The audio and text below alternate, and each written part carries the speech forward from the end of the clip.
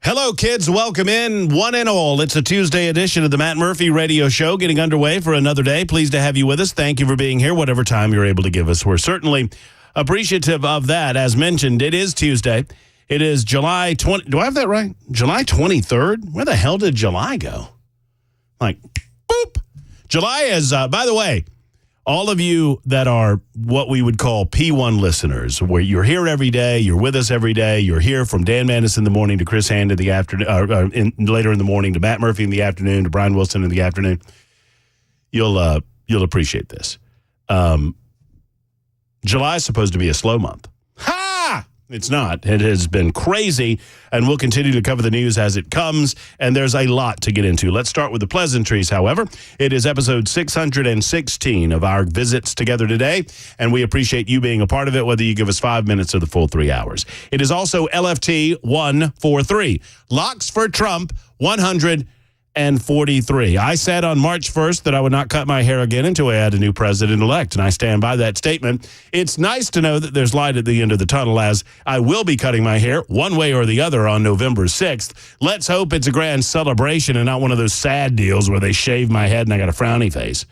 Hey, should I double down on the Locks for Trump deal? By the way, Bell K's behind the glass, making sure that everything that comes out of our speakers sounds as good as humanly possible. I appreciate him. Thank you for your hard work yesterday. I know it's a little more difficult when I'm on location, and I appreciate it. Oh, I'm glad to be of service. Everything going well with you? Yes, very good. What do you think about this idea?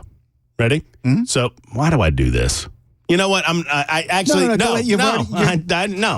it. You're half a mile into a mile trip, so just finish. Say it. How far does it take to walk into the woods? As long as it takes. Halfway, right? Oh, it's a good point. I didn't think of it. How long does it take to walk into the woods? Halfway, because after that, you're walking out of the woods. Correct. Okay, you want me to walk out of the woods? Walk out of the woods. What about I do this? What about we get a charity together? We get some sort of charitable component to this. We get some sponsors collected, like a barber shop or whatever. Right. And Trump wins. I get a nice trim, shape it up, make it look good. Kamala wins, shave the head. And a listener gets to shave it. And a Democrat. Well, no, you said a listener. No, yeah. I wouldn't let a Democrat touch my head. Yeah, I would. They've got lice or something. At least as you're going through the humiliation, you would know the person has some sympathy for you if it's a listener. Because they're pained. Yeah. They're no more happy that it's happening than you are. Maybe we could convince, Donald Trump. I'm certain he's going to be in town. I'm certain he's calling in later on this week. I have full certainty that that's happening. So maybe I'll ask him to shave it. Maybe no. What do we do? All right, I'm open for suggestions. Why I do this to myself, I have no idea. 615-737-9986 on the membersnutrition.com super text line. All right, I'm going to cut my hair on November 6th. We'll have a barbershop of some sort ready to go. We'll make a big to-do of it, as we are apt to do on Super Talk 99.7 and in Talk Radio generally. So what should we do with that? I don't know. It ain't all about me, though. It's about make you. It fun, though. Yeah, we'll have a good time with it. Anyway, it is Locks for Trump Day 143, my commitment, ending on November 6th because Joe Biden ended his candidacy for president of the United States of America, or at least his people did. As I said yesterday out at the event, I don't believe for a second that Joe Biden wrote any of that letter. I think Joe Biden got submarined and got threatened. We're going to discuss all of this coming up on the show today, and I look forward to your commentary and your comments on the phones and on the membersnutrition.com super text line, 615-737-9986. You want to phone us up? We'll get a dialogue going, turn a monologue into a dialogue. That's always fun. Or you can hit us up on the membersnutrition.com super text line. Very quickly, I want to thank everyone involved with the Men of Valor event. So many listeners. When I'm out and about, and I mentioned this to a couple of folks who were out after the show, I met a guy named James. I met many listeners. I met Steve, who is one of the head chefs at Hermitage Golf Course. Great guy, fabulous guy, loyal listener. And he says he listens generally every day. When he gets off work, he gets off around the time that we're on. And so thank you, Steve, for that. Met so many others who stopped by just playing golf, not even involved with the tournament, but so many listeners involved in the tournament. Sad that Vince wasn't there, Vince Gill. And I did get a chance to see. So these guys, they were eating like away from us originally, and the news got away from us. We were going to have Jeff Fisher on and a couple of other Tennessee Titans and, some other celebs that were playing in the Rudy Kalis Golf Classic, but unable to do that. And I had scheduled to visit with Vince Gill, but Vince came down with a sickness. It was related to me that it was COVID. I don't know if that's true or not. Regardless, he was ill and was unable to attend, but he'll certainly be there next year for the 3rd annual Rudy Kalis event. One way or the other, it was a wonderful event for a wonderful organization. Men of Valor is a great, great organization. It's unlike anything else in the United States of America. It should be emulated in every state in the United States of America, in my opinion, because it does what we say we want to do. It takes men whose lives have gone down a rabbit hole of destruction and despair. It turns them around. It holds them responsible for their actions, but also brings them back to a standard of society where they become productive members of society. Such a wonderful organization, and it does it all through God's grace and the love of Jesus Christ, and that's a wonderful thing. They do what government never could do, and that is they turn a 75% recidivism rate into a less than 10% recidivism rate. These are facts, folks. This is not conjecture. This is not, puffery. This is the fact. And I appreciate that organization and what they do. And so if you have an ability to give, I encourage you to give to Men of Valor. Okay, that aside, thank you for being a part of it. And, thanks to Alice. Alice, a loyal listener, lived down the street, said she's never played golf in her life, never been to Hermitage Golf Course, despite being in Nashville for, 30 or some odd years. Alice told me to tell you hello, Bell, and she asked if you could perhaps post somewhere where she could find it. She's not on the Twitter machine, and I wasn't able to get her on there. I didn't have time, but she wants to be able to see your cats because Alice has 7 herself. But you can always tell somebody that has a bit of self-awareness, right? Because she said she has 7 cats, but immediately started explaining to me why she had so many cats. Right. You know what I'm saying? Having had 7 cats, yes, I know exactly what you're saying. It's like me standing there with a toddy explaining, well, yes, I am a little bit drunk, but let me explain to you. There's a reason for it, There's a very good reason why I've had 14 of these. And Alice is just a listener? Alice is a listener. Alice is a listener? Alice is a listener, and she stopped out to see us and wanted to, one of her first questions was if I had a photo of you. I think that's right. No. It was, somebody else asked me about that. It wasn't Alice. And I said I did not have one on me. I think that I've got one somewhere in my photo roll, but that was a lie, but I appreciate you protecting me. And then she wanted to know about your cats and wanted to know if the Cobra was the real deal. But she's not on Twitter. Not on Twitter. So it's a little more. The thing is, that's the only social media I use. Well, I'll tell you what, Alice, call us on the phone. If you're listening right now, call us up. And if you're on the Facebook or on any sort of other social platform, I'll get a picture of Belle's cats and I'll get them to you because she wanted to see them. Anyway, so thank you, Alice. Thank you to everybody that came out. Great money raised for a great organization. Okay. Where the hell's Joe Biden? Where is Joe Biden? Oh, he's at the White House, Murray. He's going back to the White House today. Is he? As I said yesterday, as I related to you, it's the major dramatic question of this little play that we're all watching unfold before our very eyes. You know, when you are in theater, or if you understand movie making, you understand that there are structural components to building a plot. And you have obviously the beginning, the middle, and the end. You have the beginning involves letting people know who the cast of characters are, what their roles are, what they'll be doing today, what they'll be doing in this little experience, whatever show we happen to be watching. But when the action really starts, and this I was thinking about this last night. When the action really starts, it starts with the major dramatic question. What question are we answering in this movie experience or in this production experience? Will the guy get the girl? It's a classic one.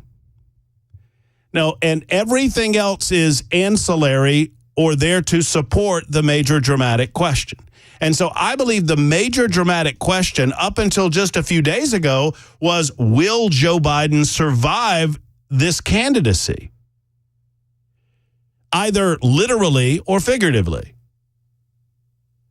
Will Joe Biden manage to make it to November? Well, we've answered that major dramatic question. So the question has now shifted. And there are a lot of different subjects and a lot of different questions. But with regard to the presidency of the United States of America, the question is, where's Joe Biden?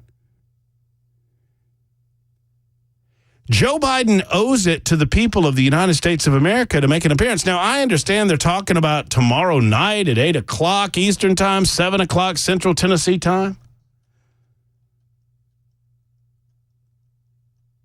Why has he been away? What happened to Joe Biden? This is more than COVID, isn't it? Maybe it's not. I don't know. The guy's 81 years old. Perhaps COVID hit him hard enough as an 81-year-old man that he's been unable to make an appearance in public, unable to be photographed for public consumption.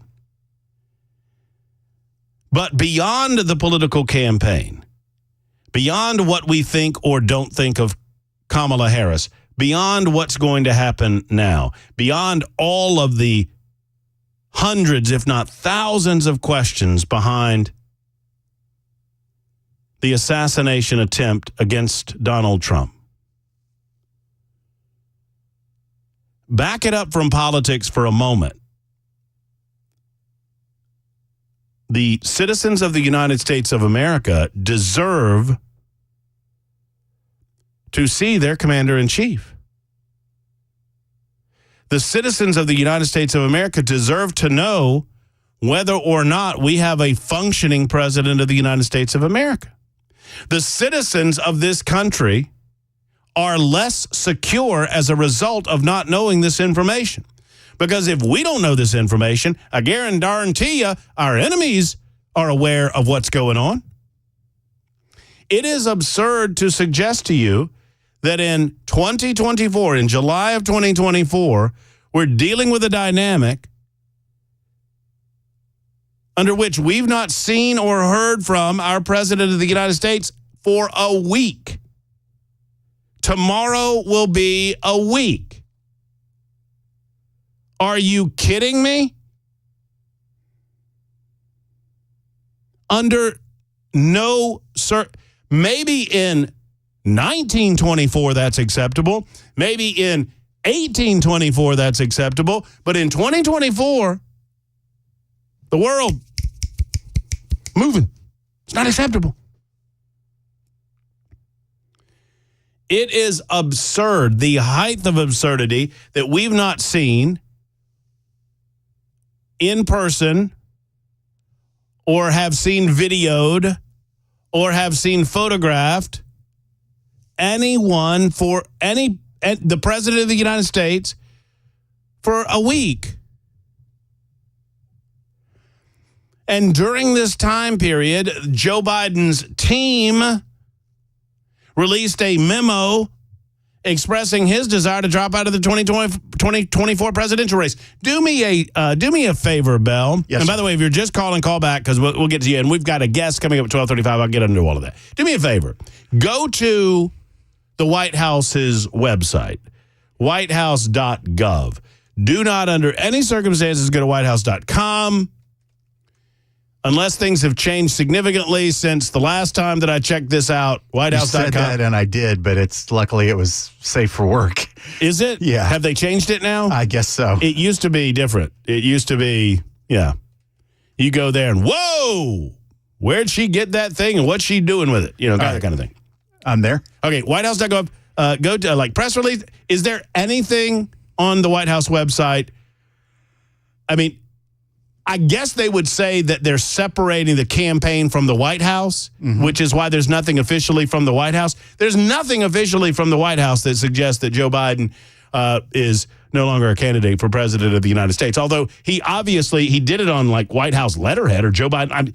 I remember the Joe letterhead. Biden letterhead. Was it Joe Biden letterhead? Yeah, because that was a big deal on Twitter. It's like, this wasn't even on official White House letterhead. So what they're doing is trying to separate his role as president and his role as a candidate, I suppose. But one way or the other, you've got the signature going on, and there's some people suggest, I don't believe Joe Biden wrote this letter. Of course he didn't write this letter. Joe Biden hasn't written anything for himself in, I don't know, ever.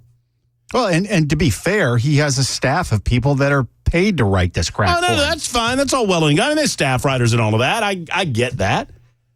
I mean, but Joe's been a plagiarist from way back in the day when Joe should have been writing his own things. Joe wasn't writing his own things. That's actually what caused the Democrats to force him out of the previous election he was forced out of. Yeah.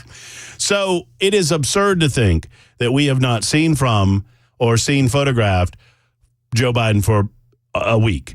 Virtually a week, following his positive COVID diagnosis. This is an 81-year-old man. This is a time period in which his team, quote unquote, released a memo expressing his desire not to be a candidate in the 2024 presidential race. He is now dropped out of the 2024 presidential race. He put that down on paper. His team did put that down on paper. And, one would presume that they handed him a pen and moved his hand to the point that he signed the piece of paper. His absence endangers American security. His absence endangers us here home, endangers us abroad. And anybody that doesn't believe that doesn't understand how the world works, or you're just obfuscating for Joe Biden himself. Show up to work or resign. Now, I'm told that he's coming back to the White House at some point this afternoon, 2 or 2:30. We'll watch to see if we get any video roll of him ambling out of Marine One and off through the lawn and into the White House itself, West Wing or otherwise. We'll report for you. And we are told that old Joe is making a presidential announcement or statement from the White House in the Oval Office. It was a follow-up X post in which his team provided additional information to include their full-throated endorsement of Kamala Harris, an endorsement that she's gotten from basically every Democrat on planet Earth. Has Barack Obama endorsed her yet? No. No, excuse me, ma'am. That's no laughing matter. Has Barack Obama? I'm sorry. Okay, well, pardon me. Yes, ma'am. We need to begin a more. I'm charging you, Bell, with the duty of beginning a more robust collection of Kamala-isms as we slowly fade out the Joe-isms. Yeah. We obviously and there's a ton to use. Oh my goodness, we obviously are going to need. But I will not be burdened by what has been. That's exactly right. That's the first load that we need to download. Is that let's imagine what can be unburdened by what has been. Shall we? We're going to do that while we reflect on these commercial advertisements. Get to your telephone calls. Hey, coming up in the at about 12:35 today. Stephen Pollack is with us. He brought a guest. I don't know who the guest is, but he is a part of Bitcoin. He is if my memory serves me correctly, I don't have it pulled up here. I think he's the senior vice president of something called the Bitcoin Institute, Bitcoin Policy Institute. I don't know what I should know about Bitcoin. I'm not judging. I'm being honest. But the Bitcoin conference is coming to Nash this weekend. Donald Trump is expected to be here on Saturday. We are trying, and I'm being serious here, and it's a long shot. It's a 1,000,000-to-1 shot. But I have a couple of inside tracks into the Trump campaign. I'm asking. I mean, all I can do is ask. All we can do is ask to have Trump on the air. But I think Bell is working on Vivek.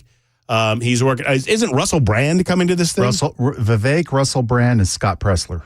And so those are the three that Bell's working on. I'm working on Trump. Let's see who gets through the finish line first. I have my money on Bell. Sometimes, what, are you betting on none of the above? Sometimes, you know what? A no is better than silence. Well, that's true. At least I know where I'm going. At least I know it's a dead end. Give me the dead end sign. It's 12:24 on Super Talk 99.7 WTN.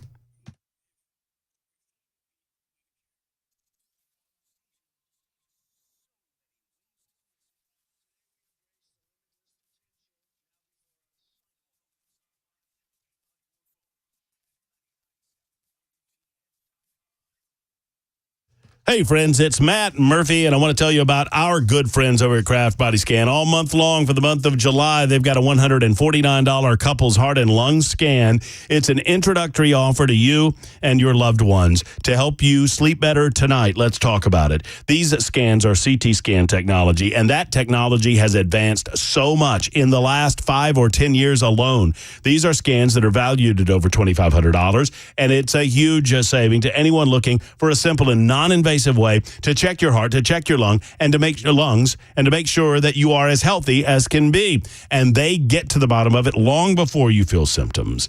We've heard countless stories of lives saved, friends. So I hope that you get a checkup. I hope you pay the $149, and I hope the qualified radiologist that talks to you on the phone, and you'll get obviously a printed copy of your findings, emailed copy, printed copy of the findings. I hope they say, hey, everything's A-okay. You check out. Lungs look great. Heart looks great. But if they find something, wouldn't you want to find it early? Of course you would. So this month, take a proactive step toward better health with your couple's heart and lung scan from Kraft Body Scan. Go to togetherwescan.com, togetherwescan.com, or call 436-1000, 615-436-1000.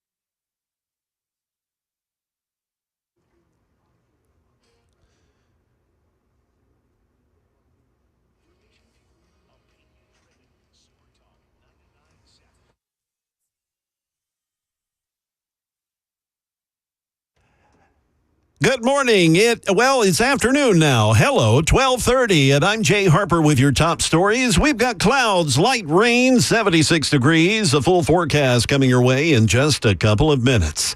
Well, it's happened. The director of the United States Secret Service, Kim Cheadle, stepping down from her post.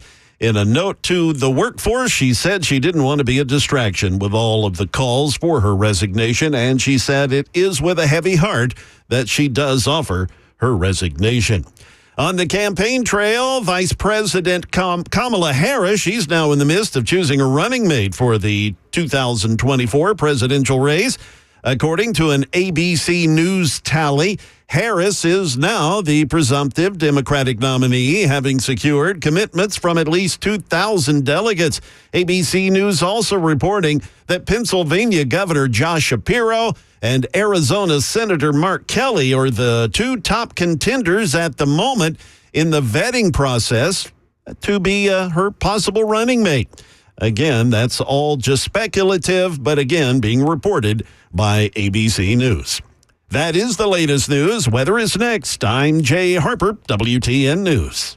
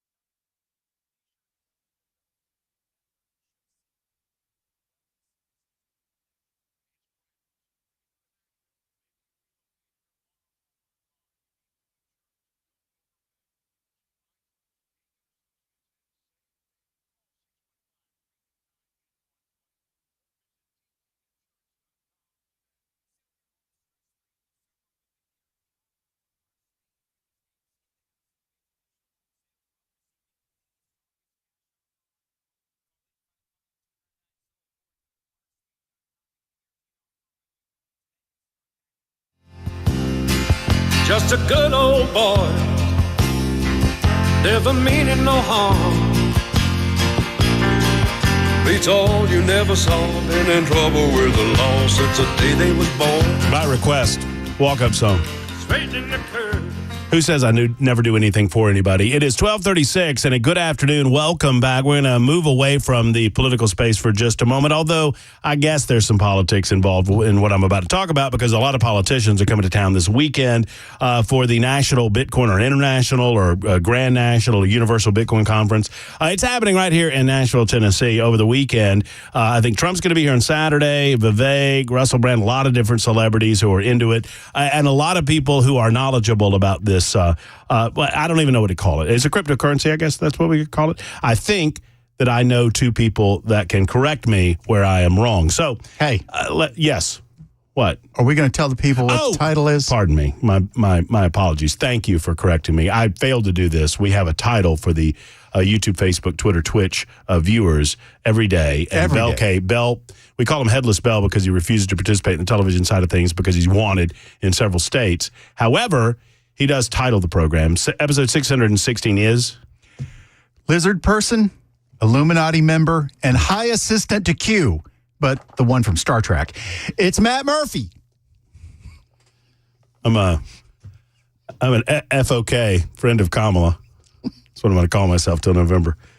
We got to do something. Operation Save Joe failed miserably. I don't know what to do. It was just a terrible crash and burn. It was the worst of the worst. They'll write books about it.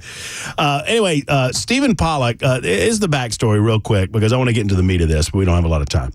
So we were talking about Bitcoin, and anytime I talk about Bitcoin, I don't know what the hell I'm talking about. And I admit that freely and openly. And apparently... Well, I'll tell you what. I'm going to let him tell the story. Stephen Pollack joins us on the show. Hello, Stephen. Hey, Matt. Thanks for having me on. Absolutely. Yeah, it's a funny story. So I'm at home working. So I work for an organization. We're a charitable 501c3 nonprofit, the Bitcoin Policy Institute. Mm-hmm. I'm at home working in the afternoon. You're the SVP over there, aren't you? I am. Yeah. I run operations there. And my wife, who listens to your show every day, probably listening right now. What's your wife's first name? Jacqueline. Thank you, Jacqueline. God bless you. Appreciate you. Love you, Jacqueline. I don't love you, Jacqueline, but I like you a lot. Anyway, go ahead. That's not what you said when we were off there. So she calls me. She's like, Murphy's talking about Bitcoin. People are calling in like, they don't. It's chaos over there. You need to call in and see what's going right. That's what she told me. So I'm like, I call in for the first time, talk to the producer. I'm like, hey, if you ever need anything, let me know. Had no context. He throws me on live with you. We actually had a great discussion 5 minutes before we had to go to commercial. It was a great conversation. And Matt generously reached out and asked me to join live. And you brought this young gentleman in with you, Matt Odell. Am I saying that correctly? I wrote it, yes, and sir. I cannot read my own writing. You nailed it, Odell. Odell. What's up, Matt? Howdy. It's good to be here. Good to have you guys. What is your? I mean, how did you come to know, understand, and dive into the world of Bitcoin, Matt? I mean, so I've been active in the Bitcoin space for about 11 years now. Mm-hmm. At first, mostly focused on education, and now I do a wide variety of different things in the Bitcoin space. To me, I was a young man. I was a quote-unquote disenfranchised youth. I thought there wasn't that much hope left in the world. And to me, Bitcoin is hope. To me, the whole open source movement is hope. Okay. So let's, and either of you can just jump in and take it because I'm just gonna fire hose you with questions. So I'm an alien from another planet, right? And I've just come down, and I've just been given information about money, right? I'm told that money, and let's see if we agree with this. Money has an assigned value. Yes. Right. So, I mean, it is a method by which we barter goods and services. Right. Fair? So, if I have that understanding of what money is, and that's it, explain to me what Bitcoin is. Shall I take this? Yeah, go for it. I mean, I like to describe Bitcoin as simply better money. It's money that's not controlled by any individual, company, government. You can spend it without permission. You can save it without permission. And the beauty of it is because it's so hard to change because no one controls it, it has this fixed supply. You can never make more Bitcoin. So in general, the thesis is as more people adopt it, the purchasing power should increase. The price should increase. There's free market for money. So if you can buy a certain amount of chickens today with Bitcoin, in 10 years you should be able to buy way more chickens because that money can't get solely diluted. based on supply and demand. It's just straight supply and demand. So I think where sometimes I get confused is whether or not Bitcoin, and you just answered it. So Bitcoin is a currency. It's not an investment. I think good money should increase in value over time if you save it. I think this idea that people need to be like a stock picker, they need to be able to pick different investments to save their money or hire someone to do it, is an absolutely crazy concept that is actually relatively new. It's like the last 50 years, 60 years. But Bitcoin's not a tangible asset. It is digitally native, but you can own it yourself, and no one can take it away from you if you own it. Can you possess it? You can possess the private key that unlocks the Bitcoin that allows you to spend it. All right, so far am I asking the right questions as the alien from another planet? I think these are great questions. I mean, one of the cool things is even though it's digitally native, you can put that private key, for instance, it looks like a set of words, like 24 words, right? And you can put that on steel. You can bury that in your backyard. No one can take it from you unless they dig it up. See, so the currency investment question is based on this because I understand how to grow wealth. If money is assigned value, I can grow wealth through labor. Right. So, but you're telling me because Bitcoin is finite, I can't grow Bitcoin through labor. No, you can. You can earn dollars and convert it to Bitcoin, or you can earn Bitcoin directly. And this is where I get aggressive. Why are dollars even in the question if Bitcoin's my new currency? I don't want to use dollars anymore. I don't. Well, I use very little. I think it's a question of where we are in the adoption cycle, right? We're phasing out this government money that is the standard right now, which is what most people, except for goods and services. So we're in transition. And we're in the transition period. Okay. But ultimately, at the end of the day, most transactions will settle in Bitcoin. You'll go to the grocery store, you'll pay in Bitcoin. You'll save your wealth in Bitcoin. You'll pay your employees in Bitcoin. Your long-term savings will be Bitcoin. So if Bitcoin is finite, how does it become not more like a gold standard? In that because it's perfectly divisible.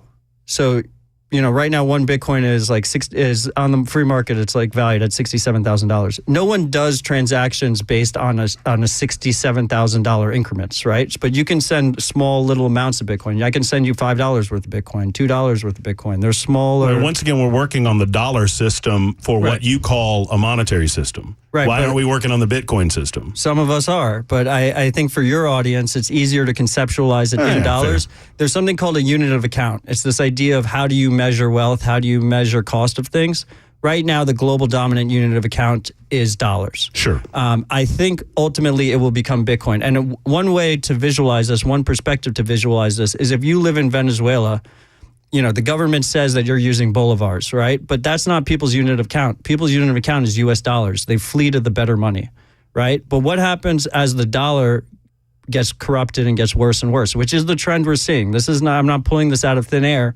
Dollars are increasingly losing value. Inflation is running hot.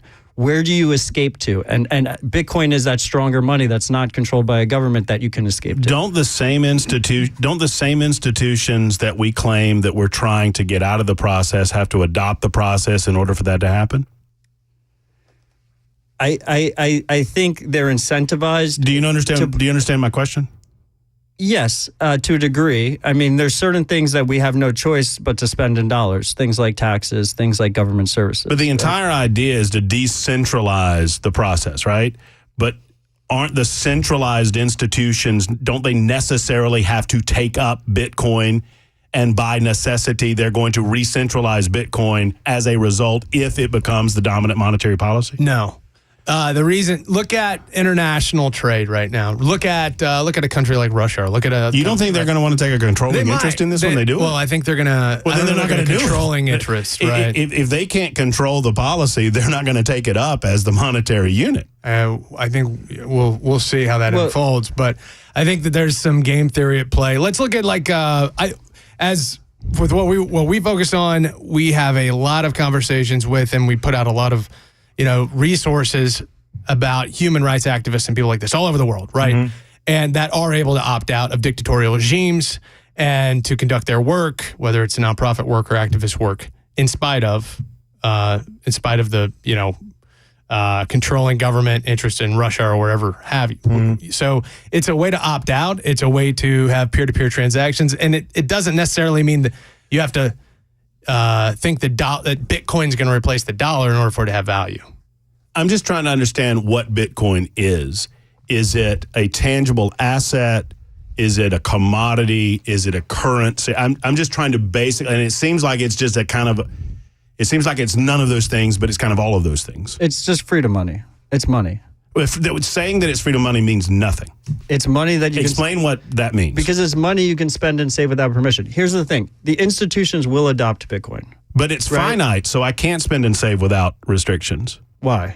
Because it's finite. There's a finite amount of it, right? There's a finite amount of Bitcoin, yes. Mm-hmm. So I can't spend and save without restrictions because there's a finite amount. By definition, if there's a finite amount, I can't spend as much as I want. I mean, if you have no money, then you have no money to spend. But if you have money, no one can stop you from spending it. But I can create money through labor because money is an assigned value. Because someone is paying you money. Right. What they're paying me is a representation of my labor. Right, but let's pretend we're 10 years in the future and we're under a Bitcoin standard, right? Okay, I'm with you. Your advertisers are just going to pay you in Bitcoin, and then you can go to the store or whatever. You can pay your rent, pay your mortgage in Bitcoin. Boom, done. How did all of these Bitcoins, how do they grow as more people use them? Do they subdivide? Yes. Because they're growing in value? You can essentially So there's not really a finite amount. There is. If you cut a pizza into 9 slices versus 7 slices, there's still the same amount of pizza. Yeah, but if the value of the smaller slices still grows, right? Yeah, it's still finite. The pizza slices are just worth more. But you're counting those smaller slices as individual slices. Yeah, but it's still the same amount of pizza. But you're assigning a higher value based on supply and demand. Yeah, no one's assigning anything. The slice, right. So you're subdividing something that doesn't actually exist into what we call smaller amount. Well, you can't hold digital. You can't hold it. I mean, you can hold access to it. Show me a Bitcoin. It's digitally native. You can't show someone a Bitcoin. I'm just asking you to show me. You're right. I mean, yeah. I'm not trying to be. I'm just. No, I understand. But I mean, if you listen to music on Spotify, does the music not exist? No, of course the music exists. The artist exists. The source material exists. That's a replication of the source material that was created through work by the artist, and the supply chain and the demand of that artist product was such that they replicated it on Spotify and whatnot at a cost. Okay, so let's actually reset the conversation for a second because you mentioned work, and I think that is a key aspect here. Bitcoin relies on this concept called proof of work. When new Bitcoin are distributed along this supply schedule that's hard-coded, right, to get to the 21 million Bitcoin, the total amount of Bitcoin, that requires proof of work. That requires energy expenditure, verifiable energy expenditure for miners to receive it. So all Bitcoin at its core, when it's first distributed, requires work to receive it. And then every participant in the system is obviously working for the Bitcoin that they earn from their employer or who's ever their customer. Sure. So what is the mining? I mean, we've heard the term. What is that? Yeah, it's fairly simple. I mean, it's the Bitcoin mining machines, right? You're like, what the heck is that? Somebody digging something out of the ground? Some people think that's it's a computer. It's a computer that's running. Right. We're not talking about digging in the dirt. Right. We're talking about mining. When you say mining, right. people think, right. And I've had people think that it's a data center, right? That's running transactions, that's verifying those transactions, and they're distributed all over the world. And so when you do a transaction, you do a Bitcoin transaction, that it's not just one massive data center that's verifying that. It's distributed all over the world. And the same thing with nodes. The cool part about mining is, first of all, you don't need permission to mine. Anyone can plug in these computers anywhere around the world to mine. The second piece that's really cool is it's a competition, a global competition for cheap, reliable, robust energy. And this is a Nashville-based show. Nashville is not only quickly becoming the Bitcoin capital of the world, but also it's becoming a massive Bitcoin mining center. Like, we have tons of Bitcoin mining operations throughout the greater Tennessee area. I have a venture fund that's focused on Bitcoin companies called 1031. We have multiple mining investments that are in Tennessee. And this is because Tennessee has some of the best energy in the world. We have some of the cheapest, most efficient energy in the world. Policymakers understand the importance of energy abundance for a flourishing society. And it's been absolutely beautiful to watch Nashville and the greater Tennessee ecosystem grow in that regard. Well, is it fair to say that the value of Bitcoin is driven almost exclusively by demand? It's a free market, as everything should be. Right. No one controls it. Well, but if I have all of the gold in the world, Yeah. and everybody wants it, it has great value. Right. If I have all of the gold in the world and nobody wants it, it has no value. Correct. Right. But the gold is still there. Right. Is the Bitcoin still there if it had no value? Yes. Where is it? I mean, it's in the cloud. If nobody wants it, if everybody sells it for money, no, and I'm being serious. If everybody sells every Bitcoin that's ever been mined for money, Right. everybody somehow just magically collectively says, we don't want this anymore, we're selling it. Where's the Bitcoin? So, I mean, you've heard the term blockchain, right? I assume, but it's like one of Don't those assume bullshit that I've terms. heard anything. Okay, so the blockchain is this ledger. You can think of it like a distributed Excel spreadsheet, right? And the miners and the nodes are constantly updating this ledger and transmitting it among computers. That is the record of every Bitcoin transaction that's ever happened. So if everyone I'm sells not the asking Bitcoin, you for a record of the transactions. I'm asking you, where is the Bitcoin? it's in the record of transactions. So This the digital record. Bitcoin is the digital record. Correct. So it doesn't really exist. But it's a record of ownership, But that cannot be changed. I'm not trying to be obstinate. I It know. doesn't really exist. I mean, I think it does exist, but it's digitally native. It exists because people recorded that at one point. And that it can't be people changed. transacted. The key is that it can't be changed. Once again, go back to my gold analogy. Right. Nobody wants the gold, but the gold is still there. So the gold has no value, but it still exists. But what I'm understanding, and maybe I just don't have the brain to understand it, that if nobody wants Bitcoin, the actual Bitcoin ceases to exist. But The record of transaction exists. Everybody sold it for money. But here's the thing: who they sell it to? Where It's a did it free go? market. There's no such thing as every seller has a buyer.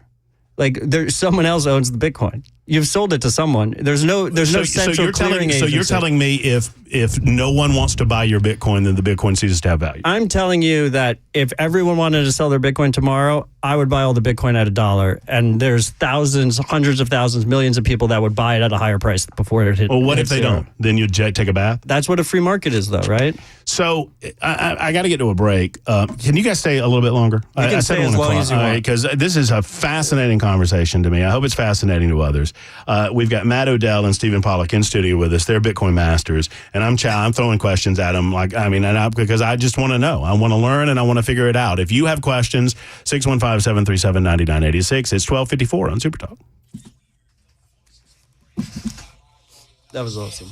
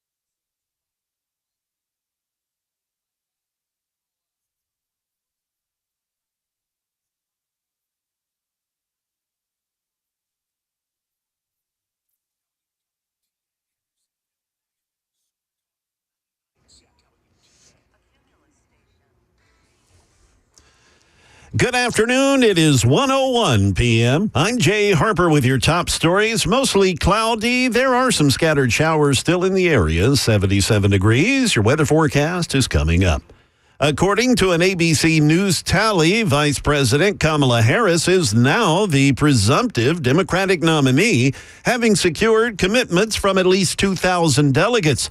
Today, congressional leadership also saying Harris is their pick, and Senate Majority Leader Chuck Schumer said the enthusiasm among grassroots supporters is also palpable. We are brimming with excitement, enthusiasm, unity. The DNC plans to hold a virtual roll call vote in the first week of August. The convention itself begins August 19th.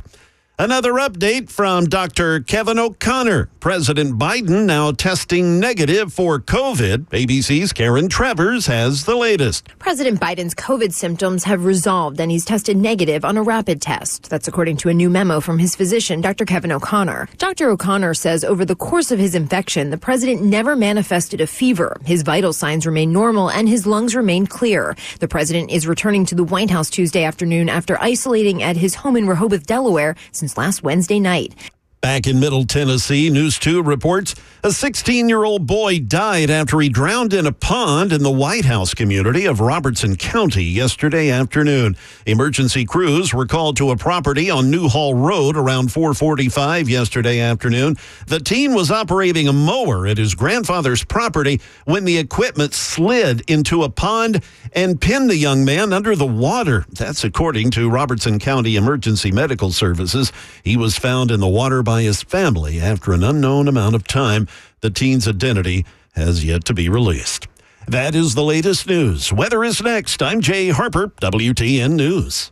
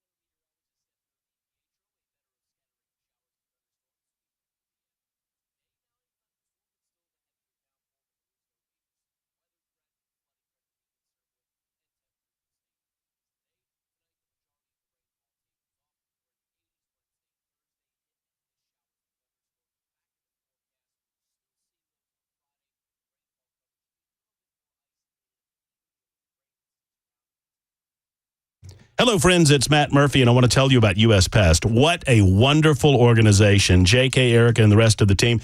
You know, they have built U.S. Pest from the ground up, and throughout the Middle Tennessee area, really throughout the entire state, Southern Kentucky, and Northern Alabama, and all parts in between, U.S. Pest is here for you for all the things that annoy or bug you. I like to say that, you know, bugs, spiders and roaches and termites and fleas and ticks, all of them are little communists, and they want to come in and they want to steal what you have worked so hard to earn. They want to take it from you, and they want to use it for their own purposes. Let's not let those things in our home, shall we? Let's call U.S. Pest for a free home inspection today. That termite inspection is so very important, so you need to get that done regardless, but I encourage you to get a whole house inspection. 590-1260, 590-1260, or online at uspest.com.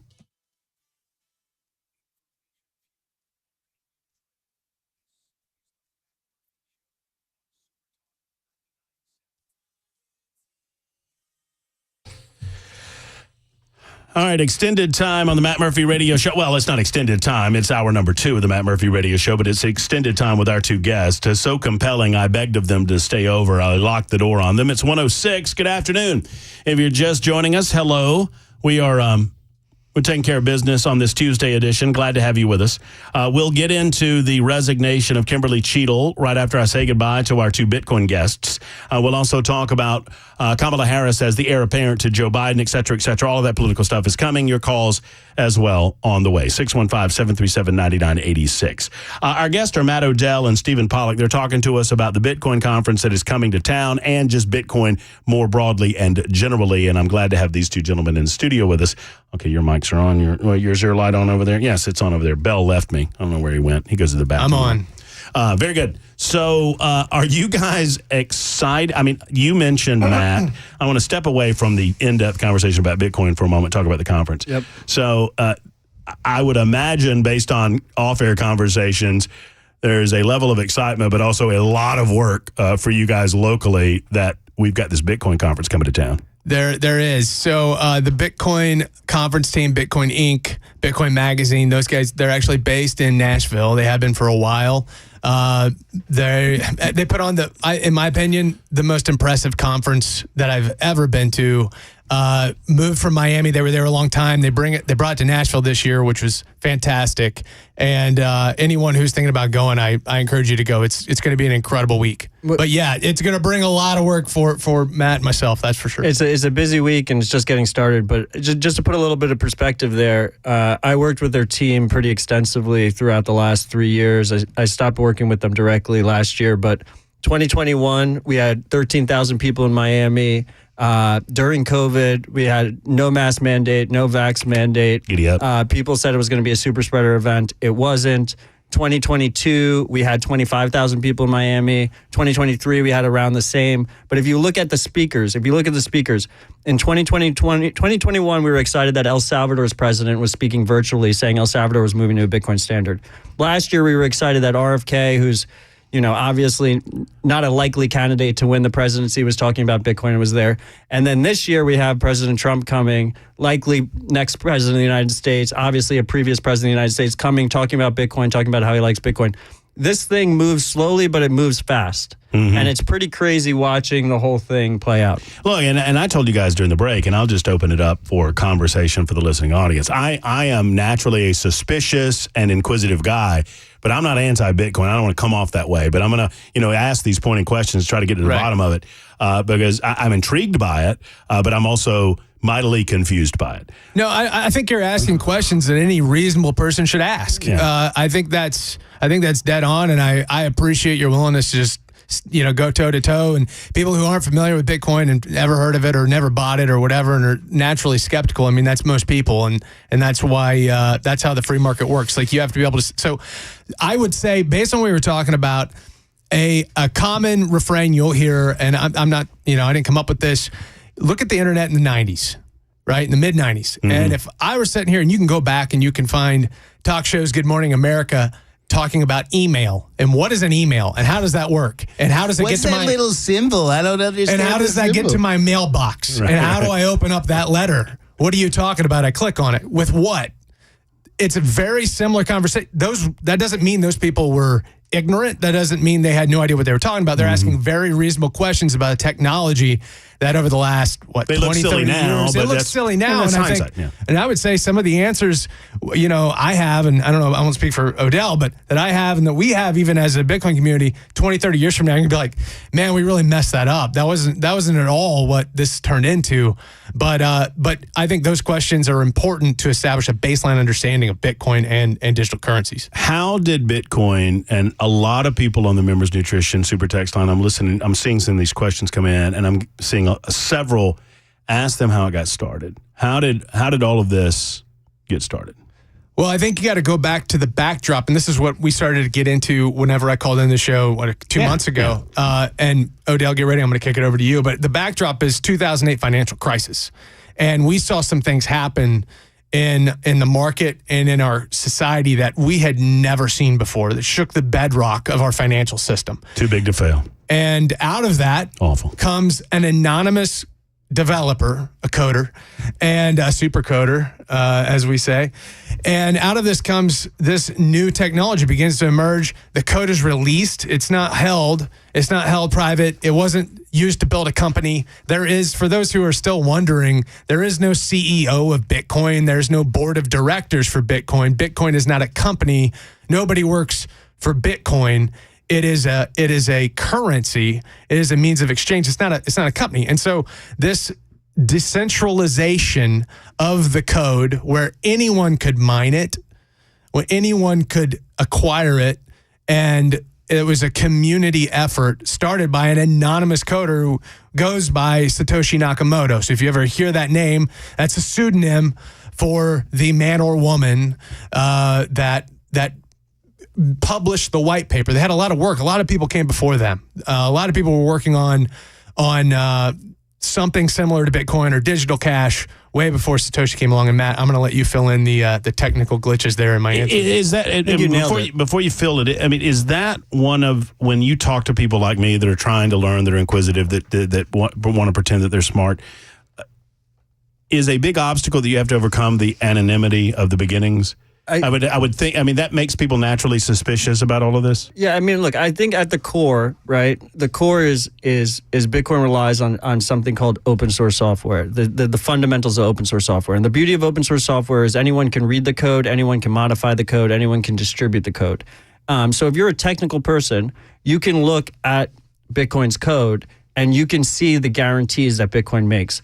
The problem is most of us are not technical. And for those people, it really is just a time thing. It's a multiple touch points. It's a time thing. If you're skeptical of Bitcoin today, that is completely normal. That's natural.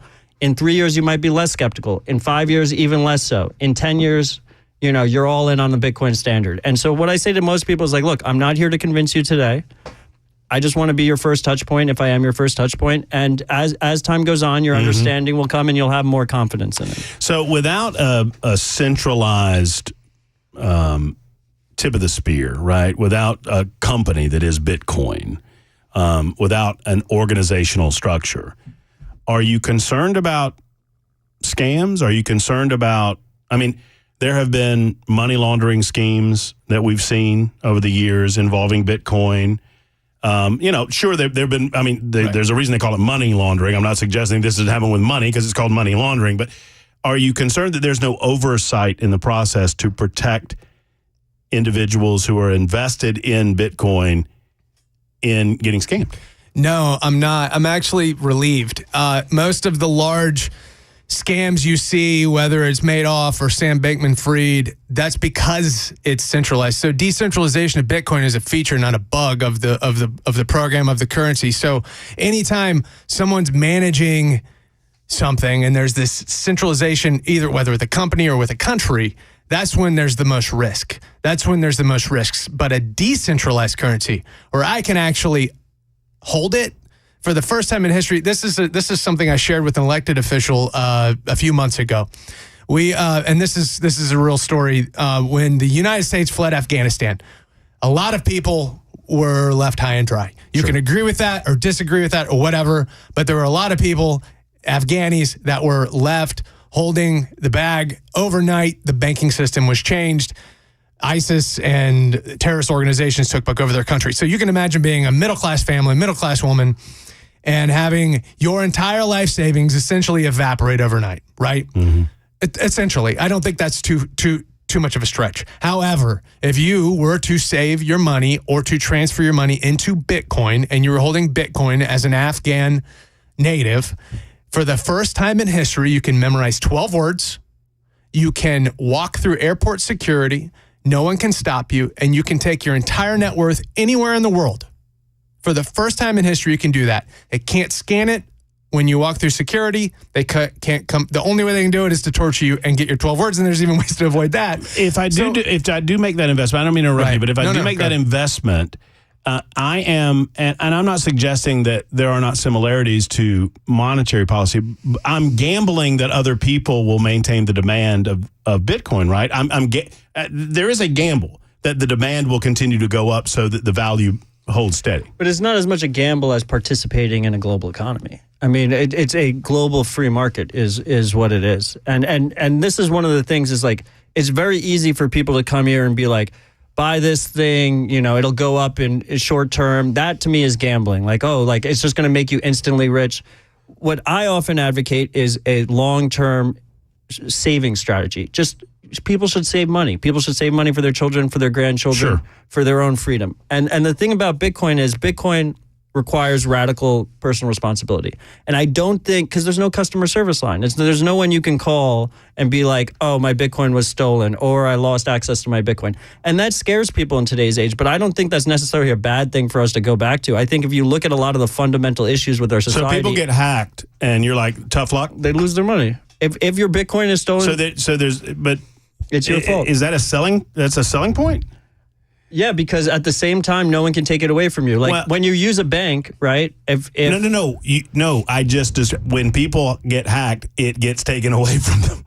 Yeah, no, but what I'm saying is, to me, that is a selling point because what it does mean is there's no other entity that has control over your money. So the bad guys become the hackers instead of the centralized banks. But you can use a centralized bank. But most people don't have a command of computing. That's fair. To the point that they can mine. Most people don't have a command of computing to the point that they can prevent these super hackers from coming. So it's easy. It's really not that difficult. So it's really not that difficult. Then why does that? I can pull up hacking stories. Why does it happen then? Most of the hacking that happens with centralized exchanges. It's like you keep your Bitcoin with Robinhood. Robinhood has to protect it. Okay. If Robinhood gets hacked, they lose the Bitcoin. So it's the third parties. Yeah, but at the same time, you can call Robinhood's customer support and maybe they'll bail you out if something happens, right? So you have that trade-off there. But you could also hold Bitcoin yourself, and companies in the space have made it much easier. So there's just like little USB device, you plug in your computer, and your Bitcoin never touches the internet. Your private key, that private key that controls your Bitcoin, you just never have it touch the internet. And what does that mean? It's a very simple security model. It means that no one can take your money through the internet. They have to physically come into your house, put a gun to your head and take the Bitcoin physically. They can't hack you through the internet. That we call that cold storage. The Bitcoin physically that doesn't actually exist. Correct. What were you laughing about? I was laughing because I just saw your mind get blown. Whatever. No, it's not because it is dependent on. It's dependent on independent knowledge. I don't think that you have a base of knowledge worldwide that gives comfort to people that they can protect themselves. I wouldn't want to store all of my money in my home. And I got plenty of guns. Because I wouldn't want the possibility, the risk of that being stolen. That doesn't mean that it's all in a bank somewhere. So you're asking people to protect themselves when I don't know that they have the knowledge and the ability to do that. First of all, two things. We can go deep down Bitcoin capabilities, but Bitcoin does have this feature where you can separate that secret, that key. You can put it in multiple places. That's never existed before in human history. So instead of someone just coming into your home, like someone can't come into my home and take my family's Bitcoin because that key is separated around the world and you have to go to other places. You have to go to multiple places in order to compromise it. Multi-sig. Do a few, I'm getting asked this question and I've got to rapid fire because do a few people own the vast majority of Bitcoin? There's no way to tell for sure, but it's quite distributed at this point, and it gets distributed even more so as the price increases because people have needs and they need to spend their money in order to buy things.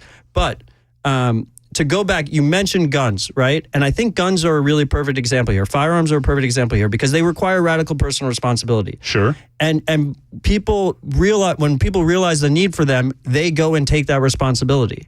And money is almost, is probably more important than, I guess it's hand in hand with defending yourself, right? Money is one side of every single transaction. And if people want the well-being of their family long-term and they want to be able to support themselves, then they will realize the need and they will take that personal responsibility in order to obtain and protect their money. Fair. So, and I'm a radical when it comes to personal responsibility, so I get that. So, Bitcoin is internet dependent. Is that fair? To a degree. Okay. I think it's just for the purposes of our discussion. Sure. Bitcoin is internet there's some dependent. Things to discuss, but yeah. Dark web? Are we going dark? No. I just asked you a question and your face changed. I don't know what happened. I've never heard of the dark web. So, a lot of governments control their internet. Right.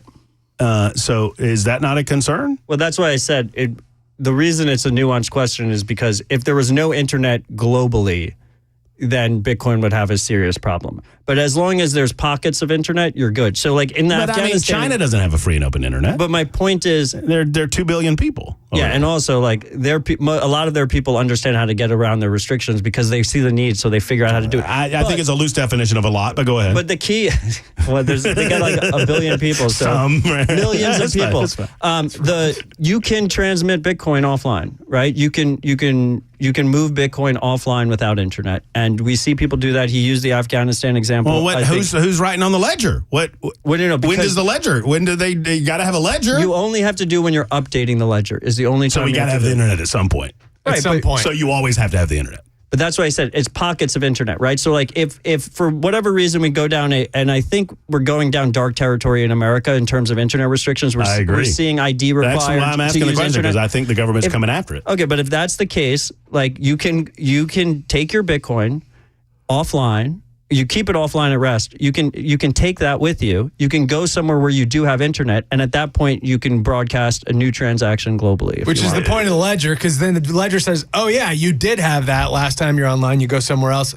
Because everybody's got a copy of the ledger, and so people can't fudge the ledger. You don't have to have nonstop internet connection like your cell phone. Is what we're trying to say. I get that. I get that. I can be out in the Colorado mountains or whatever, and I can transact, and then eventually the transaction will be ledgered down. Right. My concern is more structural control of internet activity through government, and like Bitcoin. I mean, Bitcoin doesn't exist in China in the fashion that it exists here. I mean, I don't know. It's more black market there. Right. And so... But it is the same Bitcoin, to be clear. So in order for Bitcoin to succeed, it necessarily means that we have a population that demands that we continue to have internet freedom. Is that a fair statement? For Bitcoin to flourish, yes. Okay, in America. Okay, sure. I'll agree with that. Otherwise, it goes into the shadows. Right. It like other countries that have a more dominant government control over their internet. Right. So the question I keep, I love all of this. It's deep and it's down and it's dirty, but a lot of people are asking about Bitcoin versus other versions of cryptocurrency. What are your thoughts on that? Sure. So there, a lot of other cryptocurrencies are scams, honestly. But as someone I was talking to this morning said, if you look at the majority of music on Spotify, most of it's trash. Does that mean all of it's trash? No. There's just a lot of not great songs out there. There are a ton of fantastic songs, right? But a lot of cryptocurrencies are outright scams, and you have to be very careful. So if you have people who are listening right now that are interested in taking next steps, how do they figure out what's trash versus what's not trash? Just focus. I think just focus on Bitcoin. Bitcoin is the signal. Everything else is mostly gambling. You might be able to make money on it short term. But the key here is, first of all, anyone can launch a cryptocurrency if they want. Humans are naturally greedy, so plenty of people have done it to try and make money themselves. But Bitcoin separates itself. Because no one controls it. But you would suggest it's not gambling in terms of supply and demand because you believe in the natural demand of Bitcoin? Well, that it's the nature of Bitcoin that it's going to grow in demand? I think long-term savings and saving in a hard asset, a hard money that has qualities of money that make it a superior money to anything else that exists is a prudent conservative decision. That is not gambling. Now, there are day traders on Bitcoin, right? There's people that go 100x long on Bitcoin. That's obviously gambling. Yeah, because it's a free market. You can do whatever the hell you want. Mm-hmm. But so for the people that want to dig deeper, because I'm out of time, and listen, one, thank you guys for your time, because I know it's a crazy week, and you gave us an hour, and I appreciate that. Number two, I want to have you back, because I don't know if anybody else is fascinated with this conversation. I'm fascinated with this conversation. Anytime. And how can people find out more? Are there resources online available that you trust? Yeah, Matt has a whole, you have a whole list of this. Give a few resources or where to find them. If you go to odell.xyz, that's my personal site, odell.xyz, I have a full list of resources, including beginner resources. And then for what we focus on at BPI, the btcpolicy.org, if you want to get into some deep dive things on national security, Bitcoin, environmentalism, and just the future of money and some of the things we're covering here, if you're a rabbit hole guy or gal and you want to go down, btcpolicy.org. Thank you, gentlemen. I appreciate thanks for you having both. us. This is Stephen. This has been great stuff. 126 Super Talk 99.7 WTN.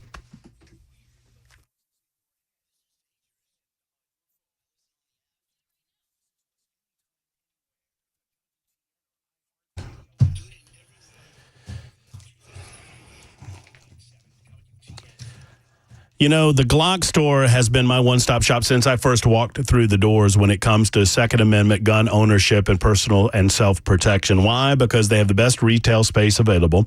I like a Glock. I got a couple of those, but I also have some other handguns. I've got other types of long guns, and they've got those as well. Plus, they're a one-stop shop, not just on the retail side of things, accessories and ammo and these types of things, but a central component to owning a gun is understanding how and when to use one. And their Shoot 270 rooms provide a different dynamic than any other shop that I've ever been in. Now, I'm not here to knock on lanes. I understand that that's the way that it's been done for a long time. But Lindy McGill and his team at the Glock store came up with a different vision where you replicate life in terms of how and when to fire. And you do that with a trainer and a room and your gun of your choosing. It's all right there at the Glock store. Go to shoot270.com, shoot270.com, or glockstore.com for more information. I encourage you to stop by and say hello. They're right on Airlane Drive off Briley Parkway, Elm Hill Pike. It's the one and only Glock store.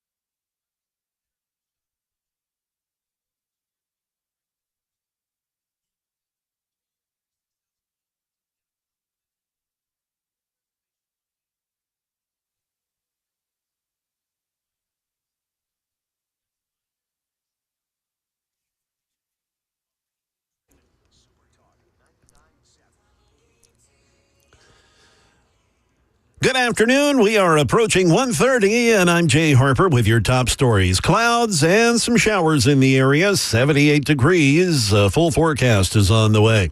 According to an ABC News tally, Vice President Kamala Harris is now the presumptive Democratic nominee, having secured commitments from at least 2,000 delegates. Congressional leadership also saying Harris is their pick, and Senate Majority Leader Chuck Schumer said it could lead to momentum for down-ballot races. We will keep and hopefully grow the Senate majority, and under future Speaker Hakeem Jeffries, we will win back the House. Democrats are moving forward stronger and more united than ever before. The DNC plans to hold a virtual roll call vote in the first week of next month. The convention begins August 19th. Another suspect wanted in connection to a shooting that left a Tennessee Highway Patrol trooper injured has been captured here in Davidson County. Timothy L. Davis Jr. was transported to the Putnam County Sheriff's Office jail yesterday. News reports on News 2 claim that he was booked on charges related to the shooting of Trooper Adam Cothran. His capture comes after 29-year-old Braze Rucker, who was arrested in Kentucky. According to state troopers, Cothran pulled over a vehicle for a traffic violation and was then shot during the interaction. That is the latest news. Weather is next. I'm Jay Harper, WTN News.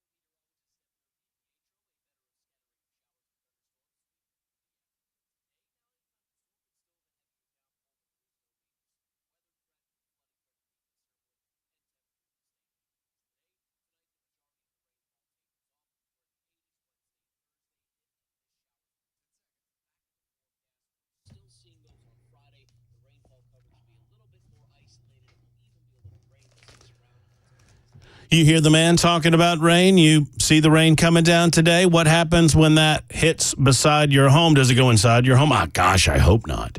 Does it go in that crack in your driveway and then underneath the concrete? What happens when it gets underneath the concrete? Have you ever thought about that? USS thinks about this obsessively. They think about it all the time. And at USS, United Structural Systems, they know where it goes. It goes to the dirt underneath, the packed dirt underneath the concrete driveway. And then eventually it begins eroding that dirt away because the water has to drain somewhere. And before you know it, you've got not only cracks, but you've got an opening underneath that driveway that needs to be dealt with. That's where the polylift system comes in. The polylift system from USS is a game changer. It's less expensive than concrete replacement. It provides incredible load capacity, the same as the concrete before it became damaged. It doesn't damage your grass or your landscaping. The work's completed in a couple of hours. It's new technology. Ask them about it when you call USS. USSTN.com. They've served over 25,000 residential commercials customers for the last 30 years now. I almost said 29. I was reading it here. 30 years. They just celebrated their birthday. How about that? Since 1994, keeping homes stable and dry. Give them a call at 615-488-7855, 488-7855 for waterproofing, home stability, or the polylift system. There's only one, USS.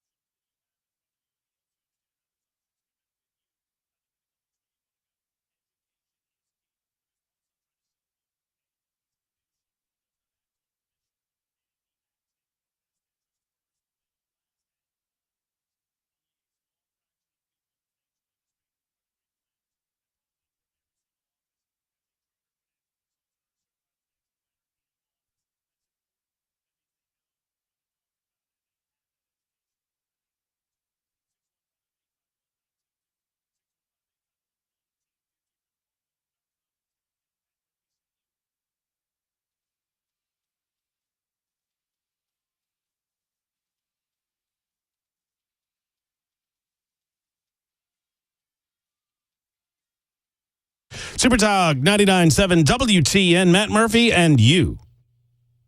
Thank you for being around. Whatever time you're able to give us, we're certainly appreciative. We'll turn back our attention to Washington, D.C. and some of the matters going on up there, asking the question, where the heck is Joe Biden? Democrats don't really care about democracy. That's going to be the theme of my next monologue. Would love to hear from you. If you have any thoughts, I mean, look, I am a naturally inquisitive person. I'm also a naturally suspicious person. If you have any thoughts on our guests, Stephen Pollack and Matt Odell, they are clearly Bitcoin guys. They're Nashville natives. They're excited about the Bitcoin conference that's coming. We've been running ads on it. Trump's coming. He's in. Vivek's coming. He's in. I mean, there are very smart people that seem to grasp this in a way that I do not, and I'm trying to learn. Bel K, I'm going to ask you, because I talked about the very smart people. Let's talk about the not very smart people. Wow. Bel? Wow. I couldn't help myself. Wow. Do you understand Bitcoin more now that we've had them in? A little bit. I mean, I kind of had a very basic grasp on it. But I've never involved myself in it because the complexities are as such that I would not start messing around with something like that if I didn't have a much deeper education on it. Yeah, I mean, I just their questions have been answered, and you know, it is what it is. If anybody has any thoughts on it, anybody that's interested, I posted that. It'll be up on our website at 3:01 if you want to re-listen to the interview. I'm not against it. I'm naturally suspicious of it because it doesn't seem I'm naturally suspicious based on the origin story. I'm naturally suspicious because it seems too good to be true. And you're a big government guy, and you want the government. Well, but here's the thing that while it is. It reminds me of, I knew a guy in college, and he considered himself the smartest person on planet Earth when it came to music. His name was Chris. And Chris would tell you, oh, you've got to hear this band. Oh, it's so good. This band's so good. They're, so-and-so. For example, Chris was on top. He's a little bit older than me, and he was all over REM before anybody really knew who REM was. Oh, this band out of Athens, they're so good. This band out of Athens, oh, I love these guys. Oh, this first album is so good. And as soon as REM becomes more popular, Chris abandons them, suggesting that they've sold out or whatever. I feel like the more that Bitcoin grows in any certain popularity, the more that the very nature of its existence is going to change. Meaning, the essence of the product, what sells people on the product, is that it is not controlled by any centralized agency. Is that fair, Bel? Yeah, I think so. As it grows in popularity, do you believe that there will be necessarily demands that more security measures be placed on Bitcoin in the form of regulation? Is the question. Well, that kind of thing happens regardless of the subject anytime. That's what I'm saying. But how do you regulate that which is so decentralized that it has no? You can regulate the people that float around the edges of it. You can regulate the industries that, like Coinbase and things like that, but you can't truly regulate the product itself. Unless, and which goes to the heart of part of my questioning, unless you regulate the mechanism by which it's delivered. The internet, yeah. The internet. I don't know if you can hear the phones there and they're no, it's all good. So I'm interested in hearing your thoughts on it. 615-737-9986. 615-737-9986. Look, smart people are coming to town. There will be a lot of people in town during the Bitcoin conference this weekend. I'm going to see some of them because I'm downtown at Bridgestone Arena on Saturday night. So y'all wave at me if you see me. I'll be the guy in the hat. Trump is all in. Vivek's all in. Russell Brand is coming to town. There are some others that are coming to town, and we'll talk to some of those folks on a case-by-case basis if we have the ability. Hey, are you on CNN over there? Can you jip some of this? Join in progress. Kamala Harris is holding her first presidential campaign rally, baby. Just for the record, Matt forced this on you, not Let's me. go. Let's do this.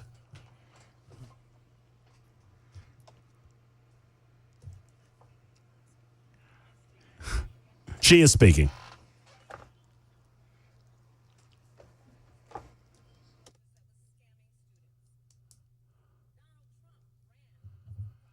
She's been doing this for a while.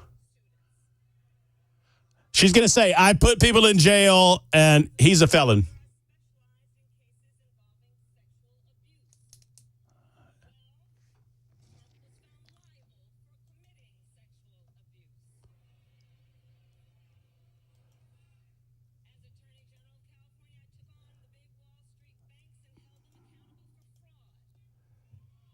How'd that work out?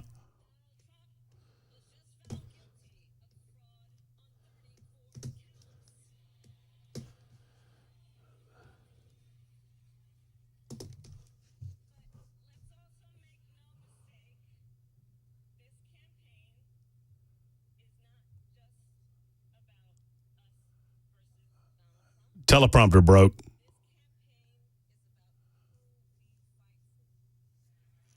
Why is she burdening us with what has been?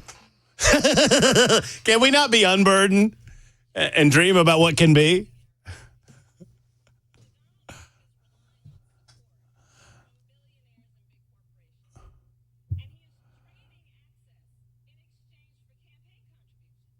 Oh, yeah. Pull her down. I can't handle any more of her. Pull her down. Get her away from here. This woman has not... Name me one single human being that has voted for Kamala Harris for president of the United States of America in 2024. Oh, well, there's nobody. That she wasn't. No. She has not had a single individual vote for her for anything. And what was her? What was that? Did you just see that weird shot of a blurred crowd that looked fake? No. On hashtag Never CNN? When she dropped out of the Democratic primary the last time around, what was she polling at? It was less than 2%. Okay. So so she had a few votes then. 2019. Yeah. And she was using that line back then. Kamala Harris went after black predators in California, and she did a pretty good job of putting them in jail for things like simple marijuana possession. In the meantime, she publicly disclosed that she smoked marijuana in college. And look, I don't have a problem with that. That's fine. That's all well and good. A lot of people did a lot of things in college they're not necessarily proud of. Didn't talk about them on a radio station. But she also lied and said that she listened to Tupac and Biggie while she was smoking the weed in college, which wasn't possible because she was in college before Tupac and Biggie were a thing, but whatever. Oh, Kamala Harris is offering herself up. I mean, Democrats don't really care about democracy. Sure they do. They put it on the ballot, man. If they did, they would be furious right now. Tell me, if you're a Democrat, you care about democracy when 15 million voters have just been disenfranchised. 15 million voters were lied to. 15 million voters voted for Joe. And now they just take Joe out.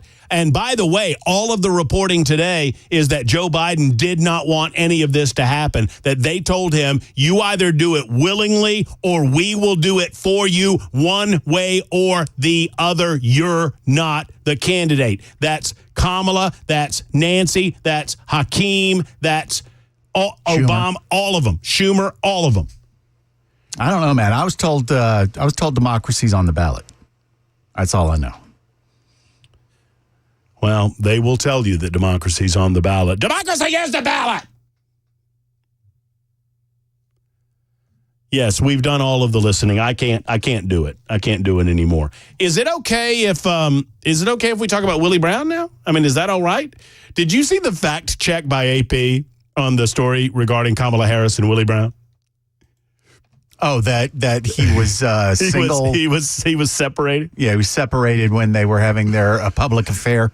Associated Press, election 2024, claim Kamala Harris got her start by having an affair with a married man, California politician Willie Brown. The facts. Let's correct these errors. This is missing important context. Brown was separated from his wife during the relationship.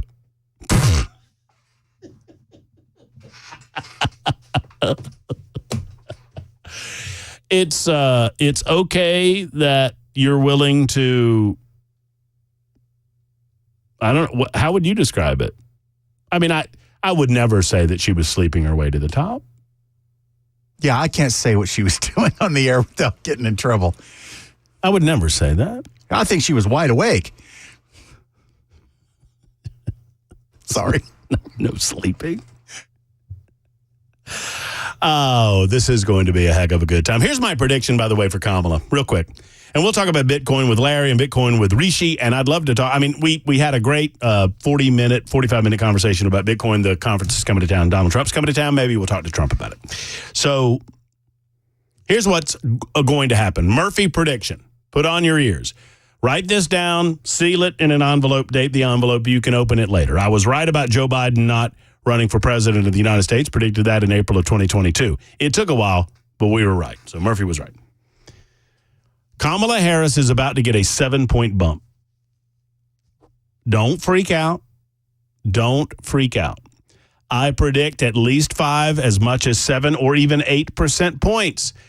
Black females are going to flock to Kamala Harris. Females more broadly flocking to Kamala Harris. Not in the numbers that black female populations will, but the black female vote, important to her. You'll also get African Americans who are off the Joe reservation that might consider getting back on the reservation, but I think males will be less likely to do so than females. But you'll get more of those percentages swinging back in. Kamala Harris will eventually, I mean, she's the anointed one. There will be no contested convention. It's over, folks. The party elites decided, and you Democrats, you just sit there and you take it. You were all in for Joe Biden a week ago, and they were all, you're just lemmings, right? You follow the herd. Oh, you're not furious right now, which tells me you don't really care about the democratic process. It's Kamala the coronated for the Democrat Party. But you'll all coalesce. You'll get behind her. You'll get all excited because she's an exciting, dynamic personality, right? And then she'll name a vice presidential running mate. And it'll be maybe Josh Shapiro, although I think Josh Shapiro being Jewish hurts her too much in Michigan for her to pick Shapiro. And if you don't think that's a consideration, you're not paying attention. Oh, that's a huge consideration. Andy Beshears is a more likely choice because he's a moderate Democrat that won in a red state. And it would be huge to pick up a state like Kentucky, although I don't think you could pick it up on the presidential ballot, even with Beshears on the ballot. That said, even picking Beshears, you're going to pick up about 8 points. There's going to be enthusiasm. Everybody's excited. All these Democrats are excited that Joe's no longer on the ballot. These rats, well, because he doesn't know. He's pooping himself right now. So you'll get a lot of that happening. So that'll take about 3 or 4 weeks. So that peak will come. This is Murphy's prediction. My prediction. That peak will come right after the Democrat convention. You'll see her about 8 points up, and she will be neck and neck, or in national polls, she'll be ahead of Donald Trump. She will not be ahead of Donald Trump in key battleground states. That doesn't matter. She'll be ahead of Trump in the national polls, which is what the mainstream media wants to present. They need a dynamic, competitive process. They need to show Kamala is a winner.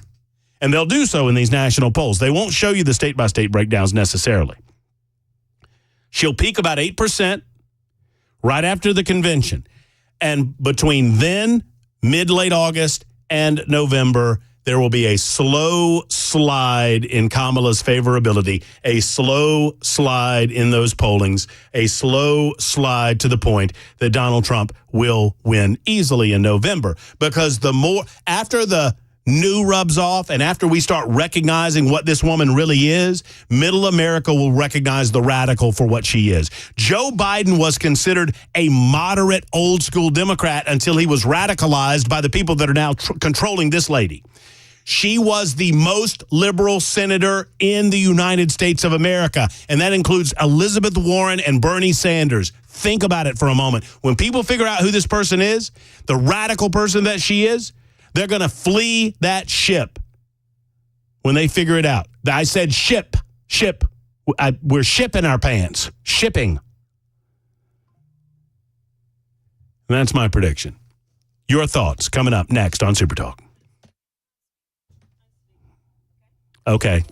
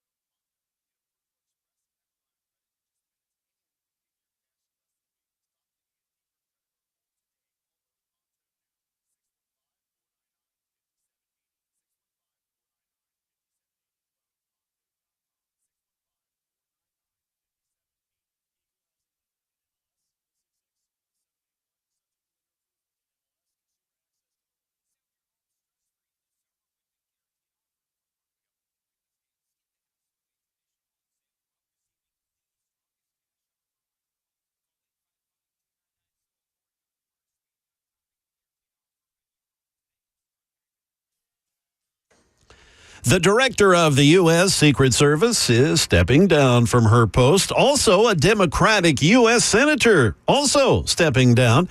And Delta Airlines, they're still canceling flights. We'll have stories at 2 o'clock on all that on Super Talk 99.7 WTN. That's coming up in mere seconds. Seconds, I say. It's 1:59, Super Talk 99.7 WTN. A lively show. Man, oh man, it's been a crazy week. It's been a crazy month. It's been a crazy life. Incredible. I'm sending you, by the way, Belle, a piece of audio. I didn't listen to the end. I'm sending it to you via your telephone. But I need you to see if you can't get it from your phone to a place where we can listen to it, because questions were asked yesterday and I've got questions answered. Someone asked if there's an ad running in support of Andy Ogles and it's Donald Trump's voice. And people are like, is that really Donald Trump? I have the answer for you. I also have Larry and Rishi and Dan coming up on Super Talk 99.7 WTN. Would love to hear from you. One more hour to go, and the answer on, is that Trump in the Ogles ad? We'll answer that question next.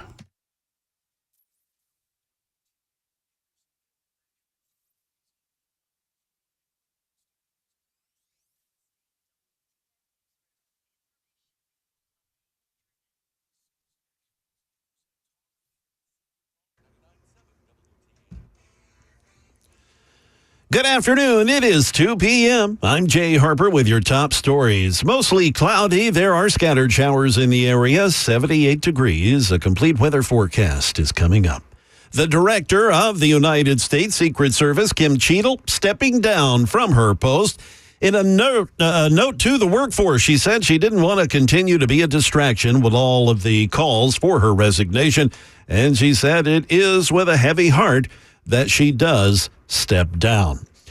A New Jersey Democratic Senator, Bob Menendez, he was recently convicted of federal corruption charges. He has announced, after stating he would not step down, he is, after all, resigning his office. Jay O'Brien has more from Capitol Hill. Bob Menendez was found guilty on those multiple charges of corruption, on serving as a foreign agent for Egypt and Qatar, for benefiting New Jersey businessmen, for using his perch in the Senate for corrupt purposes and receiving gifts and money and gold bars and cars for all of that. He has been found guilty as of last week, and we now know he will resign from the Senate on August 20th. An investigation being launched into Delta Airlines, and it's canceled another 500 flights today as a result of that IT meltdown back on Friday. ABC's Alex Stone has more. Passengers have been stuck for days trying to get flights. Kelly Roberts for 4 days. Well, actually, I didn't sleep at the airport. I stood in lines all night long. And without Delta Airlines showing it has a plan to get back on track, and with hundreds more cancellations today, the Department of Transportation is launching an investigation into Delta, primarily how it's handling customer service amid complaints it says it's been getting. The Delta has not been upholding its end to take care of stranded customers. That is the latest news. Weather is on the way. I'm Jay Harper, WTN News.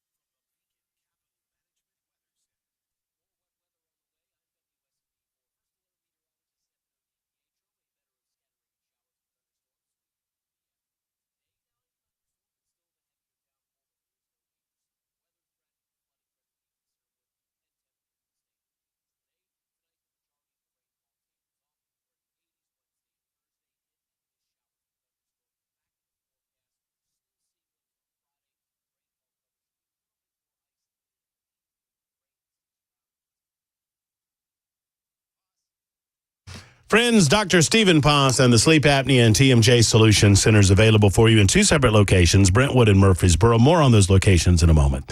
So I can tell you my personal story. I did not feel like I was sleeping as well as I should at night. I did not know the cause.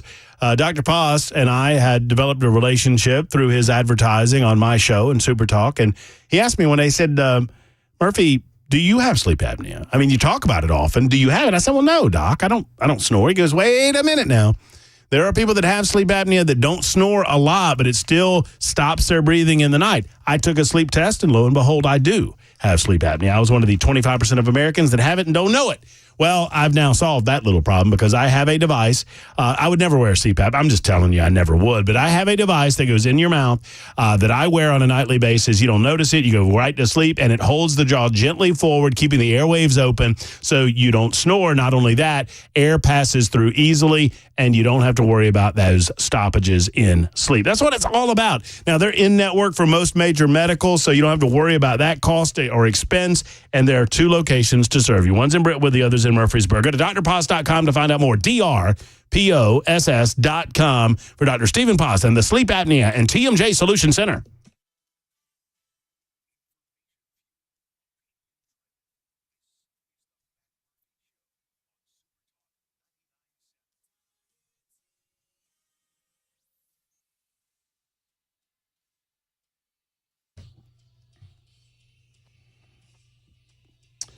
Kimberly Cheetle has resigned. You probably know that by now, happening earlier today after the disastrous performance before Congress and the American people yesterday. She has resigned, and I say resigned in disgrace, and rightly so. You don't survive. You know, it was a Democrat that brought this up yesterday. I forget who it was. Pardon me.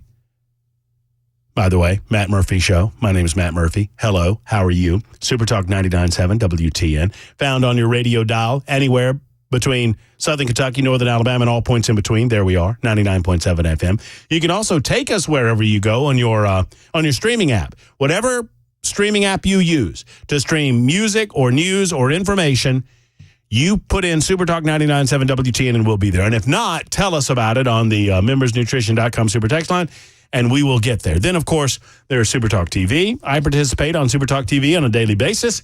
YouTube, Facebook, Twitter, Twitch. You masochist in the audience, come look what a face for radio actually looks like. And when you go, by the way, on YouTube or Facebook or I've never been on the Twitch, like and subscribe. Would you do that for us? It really helps us out, and we appreciate that. We ask not much of you.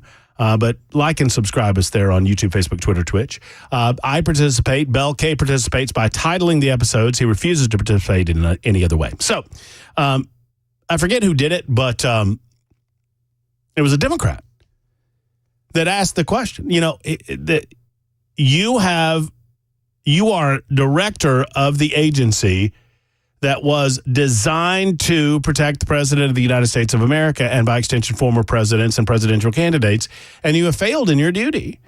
It is your most functional, fundamental duty to protect the president, regardless of whatever layers of bureaucracy you want to talk about here today. And he asked, what happened? And, Bell, I don't know if you saw this portion of the events. What happened to the director of the Secret Service in 1981 when Ronald Reagan was shot? He got fired, didn't he? Goodbye. Resigned, fired at that level, same thing. And he said, there's no way, and basically indicating, and rightly so, there is no way for you to get out of this alive. By the way, 3557 says we're not on Facebook, or why are we not on Facebook? Says the show's not being shown on Facebook. We'll figure that out. Thank you for the alert. Says unable to connect. Huh. Well, there you go. More and more of you are gravitating over to the video side of things, and we appreciate that. I encourage it.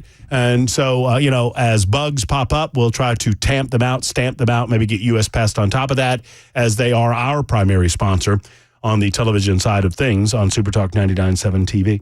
All right, your calls and your thoughts. Joe was forced out. 1738, yes, that is correct. That is I trust the sources that are reporting that this was not done willingly. Obviously, they drafted the resignation letter. Obviously, he signed it. Who knows how much he knows about exactly what he did. But my information and reporting from the New York Post and other organizations indicate that this was not careful and contemplative reflection of any sort. This was a matter of Joe being told, you either do it the easy way or you do it the hard way, one way or the other. Joe, this thing is happening. We have to save democracy. You've got to go. Democracy is on the ballot.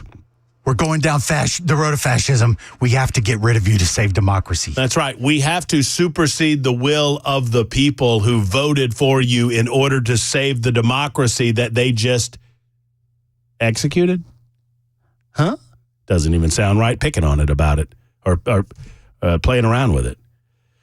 Operatives at the various highest levels of the Democrat Party threatened Joe Biden with forcibly removing him from office unless he stepped down, according to the New York Post. The well-orchestrated palace coup to stop the faltering president seeking re-election had been in place for weeks, but stubborn Joe fought against it every step of the way. According to sources, the insider made clear the anger, paranoia, and frustration Biden displayed as the party elites circled around him and piled on the pressure. Part of the elaborate strategy to remove Biden from the race, as he announced in a shock letter posted online over the weekend, was allowing him to debate Donald Trump, knowing my Trump replacement theory was right. Can I get a little, I know you're on the phone there, Bell. Can you give me a little Murphy was right? Can I get a little Murphy was right? Bell's not listening to me. Yeah, he is. I hear him. Here he is. Here he comes. Murphy was right. Murphy was right. Murphy was right about Biden replacement. I know a lot of people were saying that too, but I think we were first. That's what I'm going with. We said it from the beginning. The only reason they agreed to this June 27th debate is to prop Joe up to fail, which is what he did. Biden, obviously confused, slack-jawed, frozen, shocking performance. And the assassination attempt against Donald Trump galvanized in the minds of the party elites what they had to do. Now, Larry and Rishi are there to talk Bitcoin, and I'm getting right to you. But Dan disagrees with me on something, and as you longtime listeners know, disagreement goes right to the front of the line because I love a good discussion, especially when we have two sides of it. Hello, Dan. Welcome. Hey, Matt, great to talk to you again. I want to give a shout-out to my dad back in Glendale, California, and he said this morning, Cheetos never prosper. And all this fantastic. So I'm going to give credit to my dad, Rick Bodwell, out in Glendale. But the next thing that I wanted to say is that you made the comment that African-American women are going to gravitate towards Kamala. Mm-hmm. I agree that the media is going to push that idea towards people over and over again. They've already been doing it. They're calling her historic. I think she should pick Whitmer because it's a double female ticket. I think that's the way to go. But when I listen to her, when I see her, she doesn't come across as an ethnic draw in terms of her language, her speech, her weirdness, her cringeness. She doesn't come across to me as a draw for any ethnicity, frankly. And I think Obama had more of that. He had the great picture with him and Michelle and the girls. They came across as ethnically, if we want to put that way, attractive. And I think when Kamala gets up there with what's his name, and she talks, she doesn't come across, and I think this is the right way to put it, ethnically as a draw for anybody. And I think African-American women, and I think every woman in this country, the number one thing they're going to look at is the economy's stupid. How am I doing? Well, no. So my total analysis, and I don't think we're very far apart in this, but I want to discuss this, and I want to put it down there right where the goats can graze on it. Okay, Dan? What you are suggesting is that Kamala Harris doesn't come off to the black community as black, as authentically black. Is that what you're suggesting? I don't want to say that because I don't think it's appropriate to say there's any black community. No. I agree with you. I disagree. I mean, yes. but we don't have to agree with the premise necessarily to agree with the concepts. And I understand what you're saying, but I disagree with it. I think that the media is going to force feed the country this concept that she is authentically African American, and I understand that her father was, I guess, Jamaican, and I mean there's an ethnicity there that's not typically defined as African American. I don't think any of that matters. I think she is presented as Barack Obama was, an African American candidate, obviously female, and I think it will swing the vote. Now, when people get to know her, my analysis is this. I think she gains 8% by the end of the convention. And I could be completely wrong. And, Dan, you could be calling me in a month demanding the Dan was right music, right? But I think she gets between 5 and 8. I'd lean more toward the 8 than the 5 bump. And by the time the convention is over, as we see more and more of her and as she is exposed as the radical leftist that she truly is, I think that support, especially amongst middle America, Pennsylvania, Michigan, Kentucky, Ohio, wherever you might, New Mexico even, Arizona even, Nevada, those places, Georgia, they're not going toward her. Now, she might keep that bump amongst African-American females, but she's going to lose some of the middle America moms, including some African-American moms, that initially said, okay, I'll consider her, I'm with her, whatever, as they get to know her. I think that slide, the 8% that she gets initially in a month, will slide off the rails by November, and Trump wins easily because he wins Wisconsin. Well, no, hold on. Let me wait on Wisconsin. He wins Michigan. He wins Pennsylvania. He wins Georgia. And he wins Nevada and Arizona. Yes, I totally agree. I want to ask a deep request that's coming from me and all of the listeners. We loved the Save Joe horn and that whole thing. We desperately need you to come up with something that's related to Kamala, that's a similar type of a thing that we can just enjoy every day, that you can play over and over again. No, I've got it. Get ready for the horn again. Dan, you ready? It's Kamala the Coronated. Kamala the Coronated. No votes needed. That is right. Did you just make that up right now, or did you already have it? No, I had it. I wrote it down this morning. Kamala the Coronated. My note. Bravo. On my notepad here, I'll show the audience. On my notepad, it says, Democrats do not really care about democracy. If they did, they'd be furious right now. Kamala the Coronated. Okay, give that man a raise, because that is awesome. That is great. Dan, thank you. From your lips to Allison's ears. Allison, are you Allison's our big boss. Are you listening? Dan said, give me a raise. Come on. The listeners have spoken. Larry wants to talk about Bitcoin we were discussing earlier. Hello, Larry. Hi, Matt. Hi, Bill.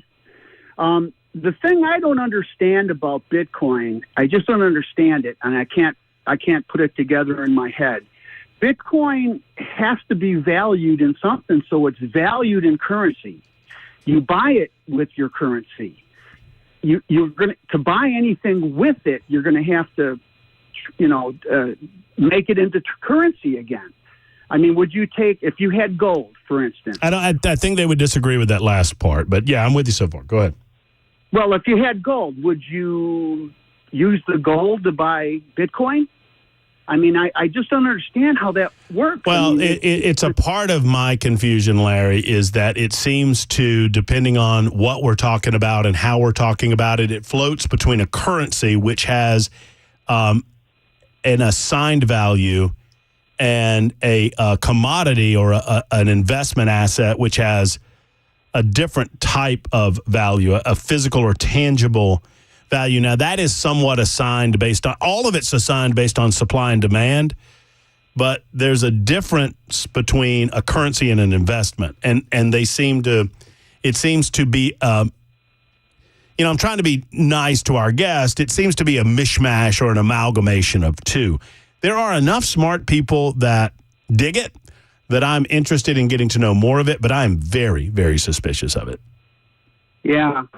I looked it up when I was getting ready to call you, and like Warren Buffett, he doesn't think much of it, and of course he's an older guy, so who knows, but well, and and I've talked to my man, we talk about Paul Winkler all the time. I love Paul. I trust Paul. I have eminent faith in Paul. He is my investment strategist, and Paul is very leery of it for a number of the reasons that we have described. It's not to say that, Paul closes. He sent me a text and said you did a great interview. Did he really? Yes. That's nice of him. Well, I did, in the interest of disclosure, ask Paul. I said, Paul, if you had a question to ask Bitcoin people, what would you ask? And I used his question. I'll leave it to you. It was the smartest question I asked during the entire interview. That's the one that Paul gave me. How about that? Ron writes in, Matt, from the office of no, on the raise question, no. Dadgummit. I was so hoping. One more thought on Bitcoin, and then we'll move on to some other matters involving Democrats not getting the opportunity to vote for their presidential candidate. Hello, Rishi. Hey, Matt, I enjoy your show, but I had to wait for a long time to get to you, buddy. Just want to let you know. Listen, I'm glad you held. I'm sorry for your delay. I apologize, Rishi. No, it's okay. I mean, my time is valuable also. I know. So I'll send you a couple bucks, Rishi. How about that? Okay, that's okay. Okay. So I just wanted to tell you, the Bitcoin is not recognized by any central bank, actually. And mostly it's used, people basically cannot do things in legal currency like drug traffickers or people who work in their states where their currency is unstable, actually. And it fluctuates so much. I mean, 6 months it might be 20,000, then next 6 months it might be 66,000, actually. And so the Warren Buffett, which, is one of the greatest investors U.S. has, they said, he would not buy all the Bitcoin worth for $25. It's like a snake oil or something like that, actually. So people do promote it, but it doesn't have any recognized backing, actually. And like you asked, actually, somebody hacks into your computer, they could steal it, and you have nowhere to go, actually. So I would not recommend it. I mean, if you really want to invest in total stock market or something where you are dealing with a real company like Microsoft or Home Depot, which you could see them, and they're growing, actually. So I don't think there's any point investing in Bitcoin unless you are speculating with the price fluctuation. That's my take on it.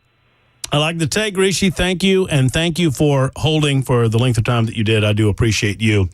Well-spoken, your opinion there. 21 after the hour, Super Talk 99.7 WTN. We continue momentarily. Is Willie Brown still alive?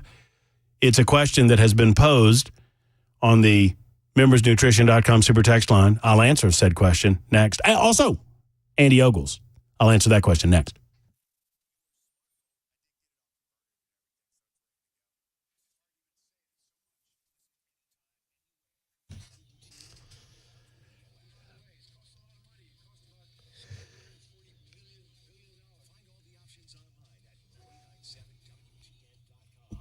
I had a wonderful conversation with Steve Abramowitz, our man at Heartland Journal, earlier today. I hadn't talked to him in a minute, and I gave him a call, discussing some of the incredible confusion surrounding the assassination attempt on the life of Donald J. Trump.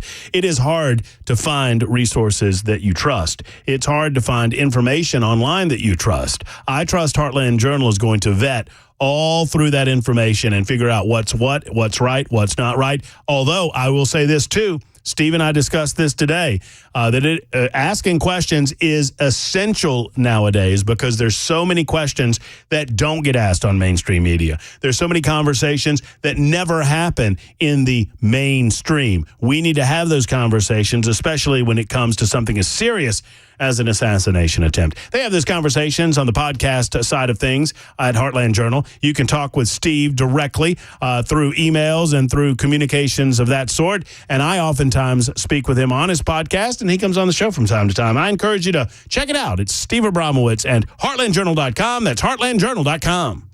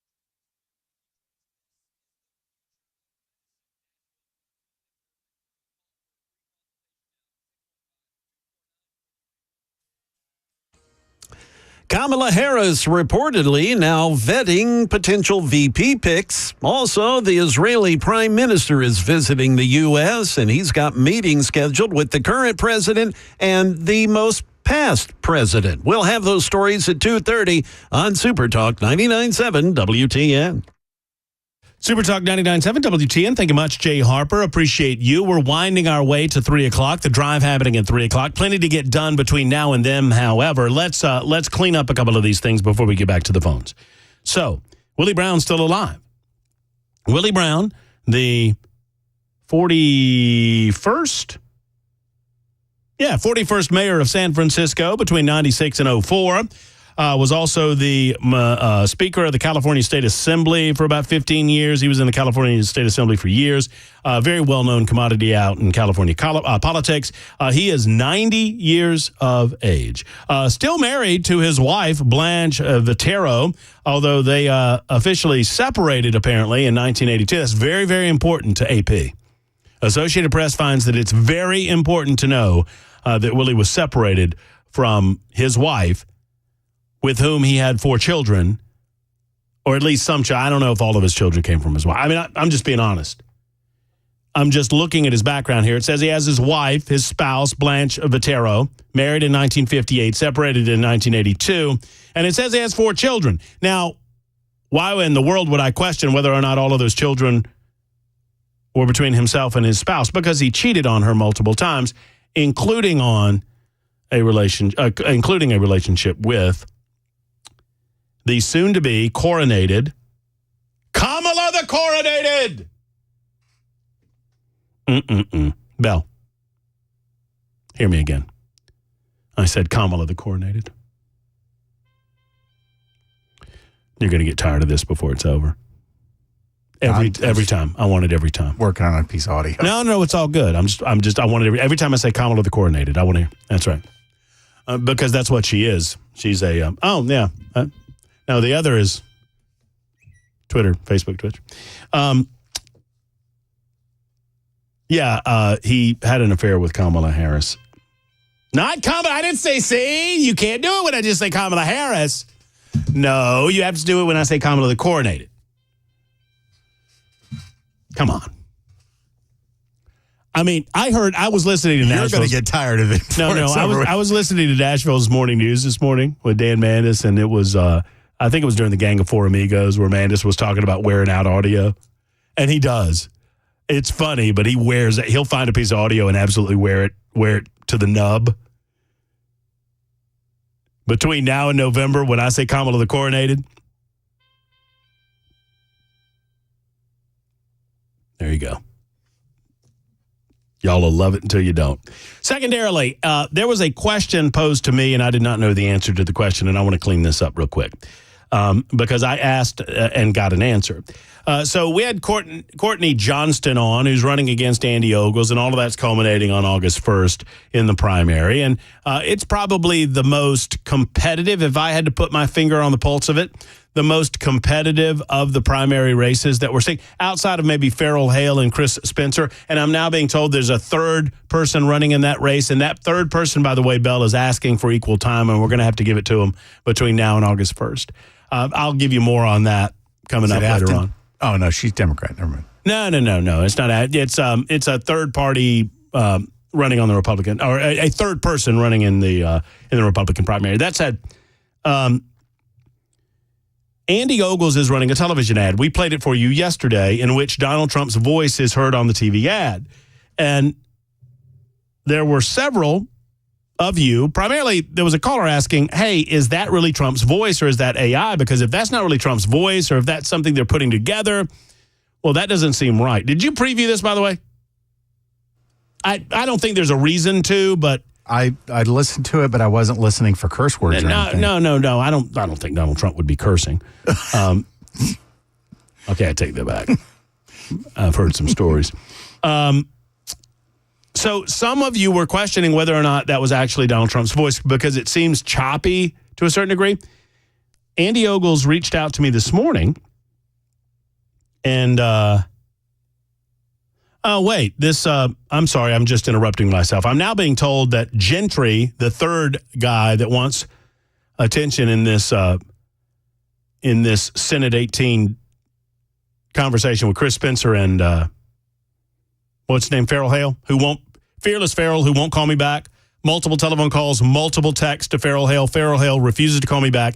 If Farrell Hale refuses to answer me, he won't answer you as a constituent. I'm sorry. It is an absolute non-starter for me. If Farrell Hale won't even bother to say no to me for an interview request, I'm a nobody. I'm just a guy with a radio show, but he sure as hell is not going to respond to you in your Senate district if you are in Farrell Hale's district. That's just my take on it. I'm not telling you who to vote for. I'm telling you that if I were in your district, I wouldn't vote for a man that refuses to even respond to an opportunity to speak to his constituents. That said, Gentry is apparently an independent. So I've run over time and I won't be able to play this audio, but this audio is real. And Andy Ogles told me that Donald Trump recorded the audio that you hear in that advertisement the day he was shot, right before that rally began.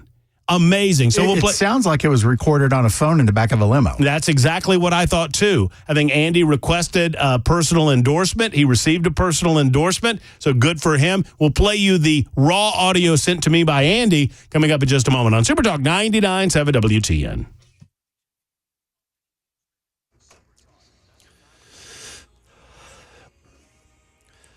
Good afternoon. It's 2:31. I'm Jay Harper with your top stories. Cloudy conditions. We're at 78 degrees on Music Row. We'll get that weather forecast to you here in just a bit. According to an ABC News tally, Kamala Harris, now the presumptive Democratic nominee, having secured commitments from at least 2,000 delegates.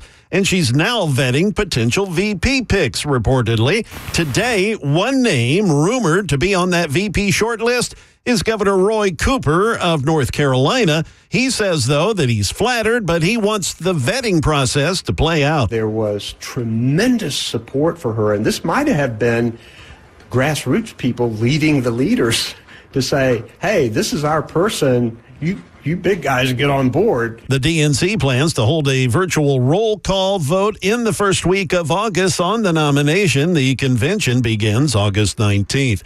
A flurry of events for the Israeli prime minister in Washington this week, including meetings at the White House and later a meeting with Donald Trump down in Florida. Here's Karen Travers. President Biden will meet with Israeli Prime Minister Benjamin Netanyahu on Thursday at the White House. The two leaders will also sit down together that day with the families of the Americans held hostage by Hamas.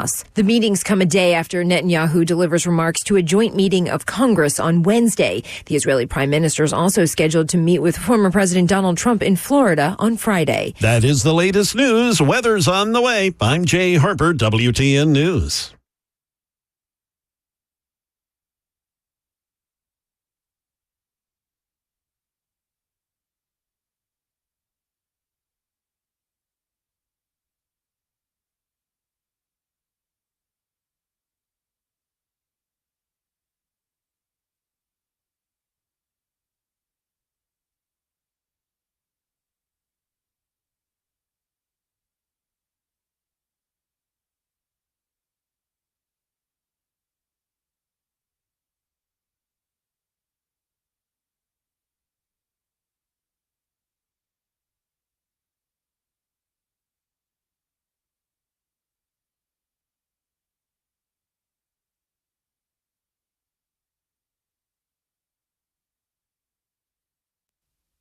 Hello, friends. Matt Murphy. The Tennessee Men's Clinic is available to you in two separate locations, gentlemen, when you need them, and you need them if you are low energy. Hello, friends. Matt Murphy. The Tennessee Men's Clinic is available to you in two separate locations, gentlemen, when you need them, and you need them.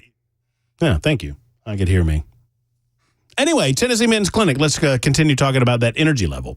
The Tennessee Men's Clinic, it's as simple as this, can help with regard to your energy. Now, what is causing a lack of energy? Well, they'll diagnose it. One of their qualified urologists will meet with you, sit with you, talk with you. They'll talk about how it impacts your life. And for some men, it's already impacting your life and your bedroom activities. Now, I'm not here to get into your business. I'm not here to get into your bedroom activities. But here's what I know. In my conversations with Tennessee Men's Clinic, men wait way too long. There's no shame in this game, guys. Over 50% of men listening to me right now will have to deal with it at some point in their lives. Wouldn't you want to handle this situation earlier rather than later? Of course course you would. Let's make the call to Tennessee Men's Clinic. They are the experts in everything men's health. TennesseeMen'sClinic.com or 615-208-9090. 208-9090 for Tennessee Men's Clinic.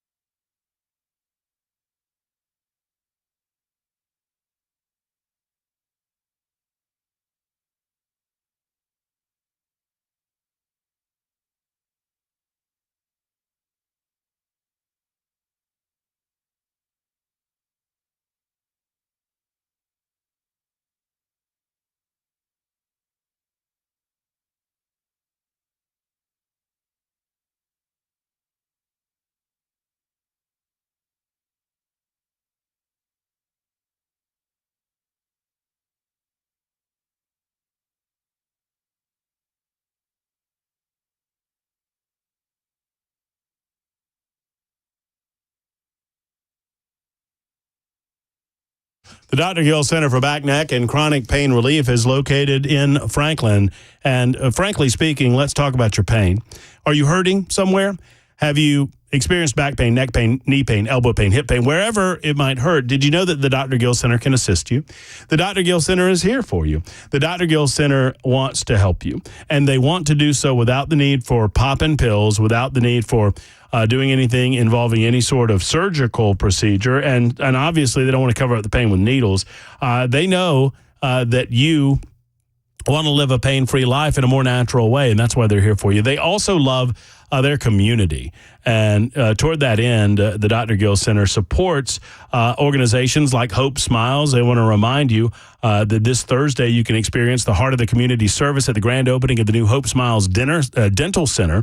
They support wonderful organizations like Hope Smiles, and they want to utilize a little bit of their time right now to tell you that their open house or a grand opening will be from 4:30 to 7:30 this Thursday, and you can have some delicious food, live music, prizes, and whatnot. Hope Smiles, founded by Dr. Philip Kemp, dedicated itself to serving those without access to quality dental care. And so it does my heart good to know that the Dr. Gill Center is providing a little bit of their time to remind you about this, which is a wonderful chance for those who can't afford it to get dental care. Hope Smiles and the Dr. Gill Center for Back, Neck, and Chronic Pain Relief. Great members of our community. Go see the Dr. Gill Center. If you hurt anyway, they can help. It's the Dr. Gill Center for Back, Neck, and Chronic Pain Relief in Franklin.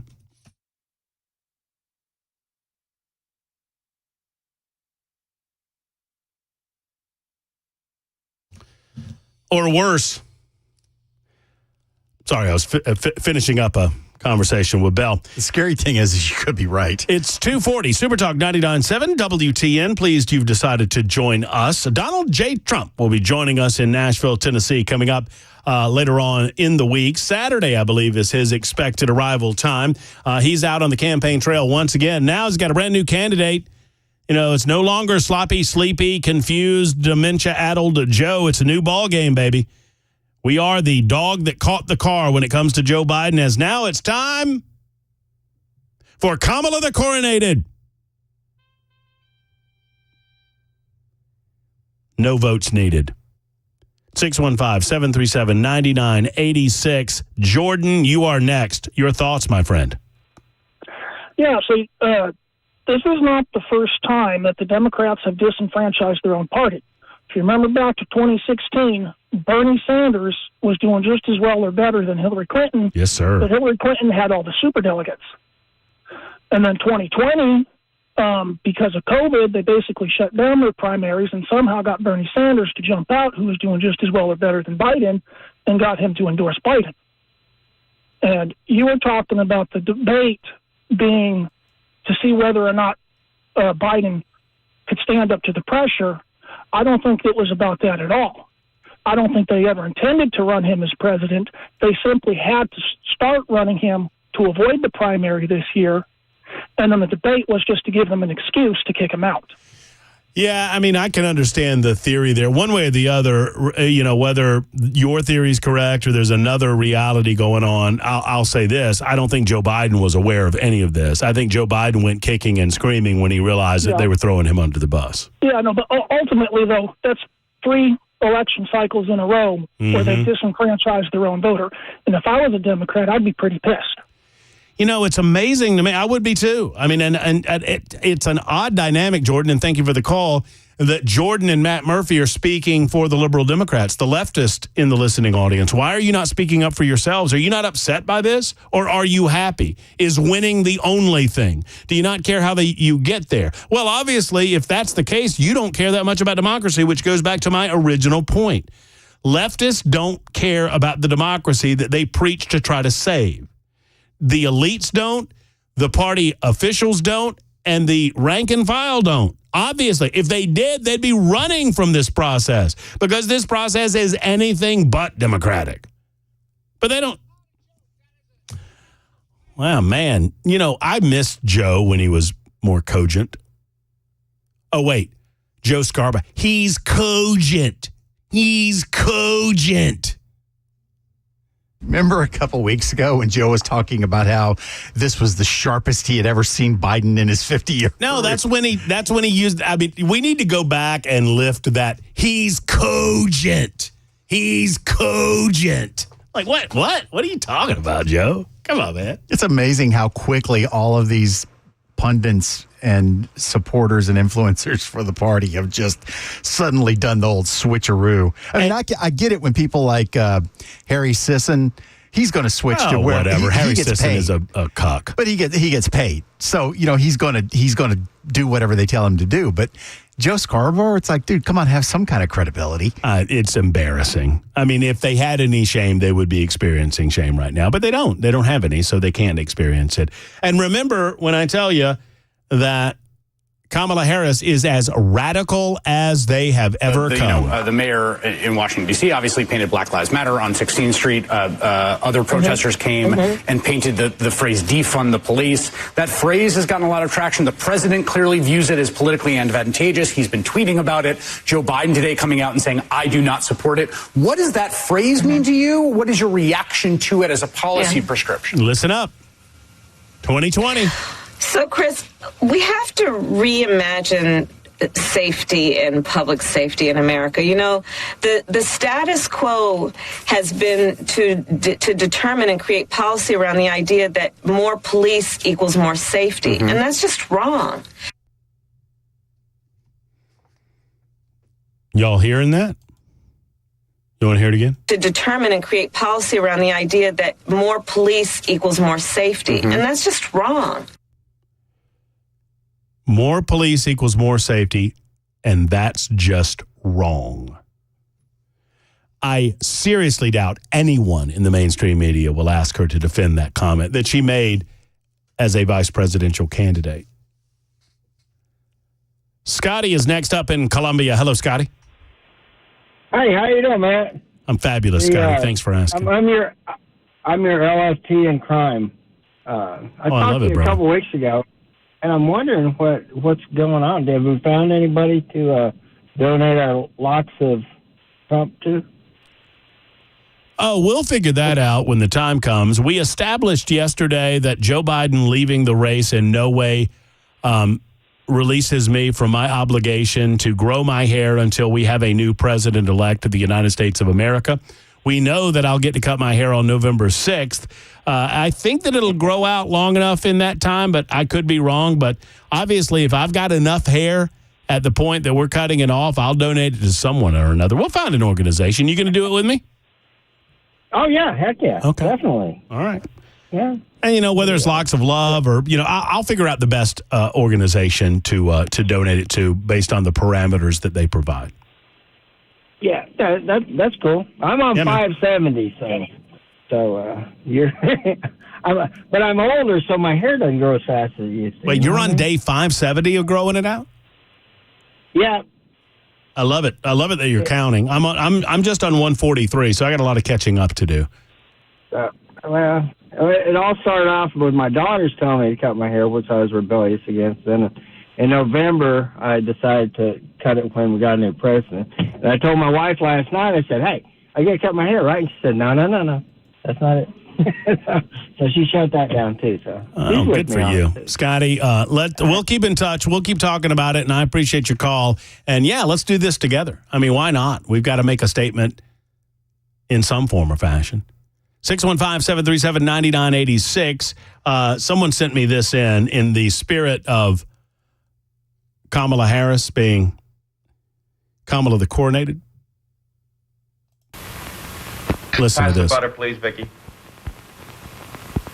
Oh, she's looking. Vicky, the butter. Vicky, the butter. They're at the table. Thank you. Thank you. It's not butter. Hey, what's going on? It's a crown, love. I switched from butter to imperial margarine. You mean it's a crown, love? I switched from butter to imperial margarine. It's a crown, Kamala. We switched from Dementia Joe to you. Congratulations. You're now coronated. Should we hit this audio real quick? Yeah, we need to do that. Thank you, Belle, for reminding me. So there was a question about a television ad that we ran yesterday, and a lot of the audio you're about to hear is in the television ad. It is an Andy Ogles ad. He's running, obviously, for re-election, and he's got a primary opponent in the 5th Congressional District. Oh, the question was, is that really Donald Trump in the advertisement? Andy and I texted back and forth this morning. Andy indicated to me that it is, in fact, Donald Trump. As a matter of fact, Andy went so far as to say, let me find the message here. Said Trump actually recorded the audio backstage at the rally in Butler, Pennsylvania before he was shot, literally right before he went on stage. Here's that audio recorded by Donald Trump, given to me by Andy Ogles for Andy Ogles. Hello to all my friends in Tennessee, and I love Tennessee. If you go to Tennessee's 5th, you'll see a fabulous man, Andy Ogles. He's running as my complete and total endorsement. He's strong at the borders. He's strong on crime. He wants it stopped. He's strong at just about everything you want him to be strong on. So I have given him my complete and total endorsement. Go vote for him. You'll never find that he lets you down. He will never let you down. And thank you very much. I love Tennessee. Thank you very much. There you go. So there's the recording as received by Andy from DJT. And I think that is the same recording used in that ad. They've cleaned it up a little bit. They've cleaned it up as much as they can. But obviously, it was not recorded in a studio anywhere. Sounds like it was recorded on a phone. If it had been like really clean and sounded like it was done in a recording studio, then I would be more like, well, that could be AI. But there's no reason for it to sound that dirty unless he recorded it on a phone, when he was at a stop somewhere and had, 60 seconds to drop something in to email out. So there you go. There's the answer. Asked yesterday around this time, answered today around this time. That is, in fact, Donald Trump on the Andy Ogles advertisement that you can see on television stations around our community, around the 5th Congressional District. Real quick, Christine in Nashville, and then we have to take a break, and we'll speak to Brian Wilson momentarily. Hey, Christine. Hey, how you doing? Doing good. Good. It was good to hear you talk about how Kamala got where she got because she had an affair with a married man. But what's more interesting is Gavin Newsom will never run against Donald Trump in any way because Don Jr.'s girl is Kimberly Guilfoyle, which was married to Gavin Newsom way back when. And this, I remember this because I watched her. I believe she was on CNN, but she divorced him, and it was all hush-hush and real quick. But the story was he was having an affair with a man wearing her undergarments and stockings and stuff. So I just want to let you know that. I don't know if everybody knows the whole story, but yeah, those two are the same. Well, okie dokie. Well, very good. Christine, I'm glad that you let us know. Maybe Gavin was identifying as a girl. I mean, maybe so. They can, I mean, out there in California, they have that ability, they have that flexibility, right? Legally, yeah. I can just float back and forth. 615, well, no, don't give the telephone numbers because we're out of time. We'll stop for now. We'll take a short time out, listen to these commercial advertisements, and we'll check in with Brian Wilson next as he prepares for the drive on Super Talk 99.7 WTN.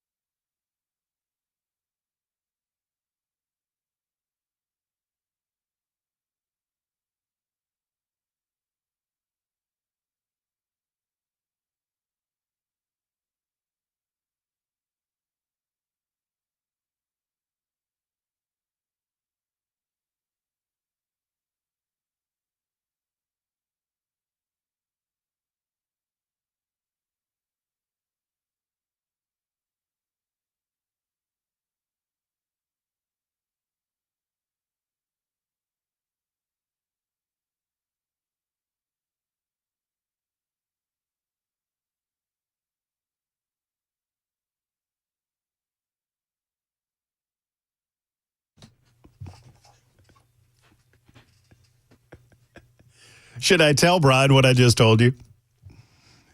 We were talking about Trump coming to town on Saturday and possibly nailing down an interview. And I said, well, we'd all love an interview. And I said, well, if Trump's team tells me that it's coming down to me or Brian Wilson, I'm going to tell Trump that Brian Wilson was a Jeb Bush man. See how he reacts to that. Well, I just secured the interview. Did you really? Yeah. Just now? Just a few minutes ago. You talking about to his comms director? I got it confirmed. Oh, good for you. When you got him? I'm screwing with you heard my voice tense up, did you? Well, I mean, I just hope he talks to one of us. I mean, all right, he's coming to town. He ought to talk to Brian Wilson. I would love to have that opportunity. Yeah. And have I put in the request like everybody else? Yeah. Do I have much hope for it? No. Nope. I'm not holding my breath, but nonetheless, it would be great. You had, by the way, you had. Did I have you? Did I get you? You know, you had me. It was 100%. I was like, oh, part of me was like, that coming. Who'd he get it with? Oh. You got your sources. How's it going, Mr. Wilson? What you got going on this afternoon? Well, we got a lot. It's again, the news just keeps on coming. Cheadle is out, and there are still, inquiries into what went wrong. And I'll start off with that today. Biden is still alive and kicking. We've seen him. We know he's alive because we saw him get off the plane, and he's at the White House now. So we'll talk about what happens there. By the way, he's going to give an address to the nation tomorrow night at 7 o'clock, and Super Talk will carry that address, whatever it is, at 7 o'clock Middle Tennessee time. But we got a lot going on. Harris clinches. Cheadle is out. And what in the world is going on with our economy? There is some really interesting economic news. All of that coming up on The Drive, starting after the news here in just a moment. Well, it's coming up in mere seconds, and Brian will have it all for you this afternoon, right after Jay Harper and the newscast. We love listening to Brian on the way home. I know you do too, and I certainly do as well. And we'll enjoy The Drive this afternoon. We'll talk to you tomorrow at high noon, folks. Until tomorrow, have a great afternoon. Hug your loved ones. So long, everybody.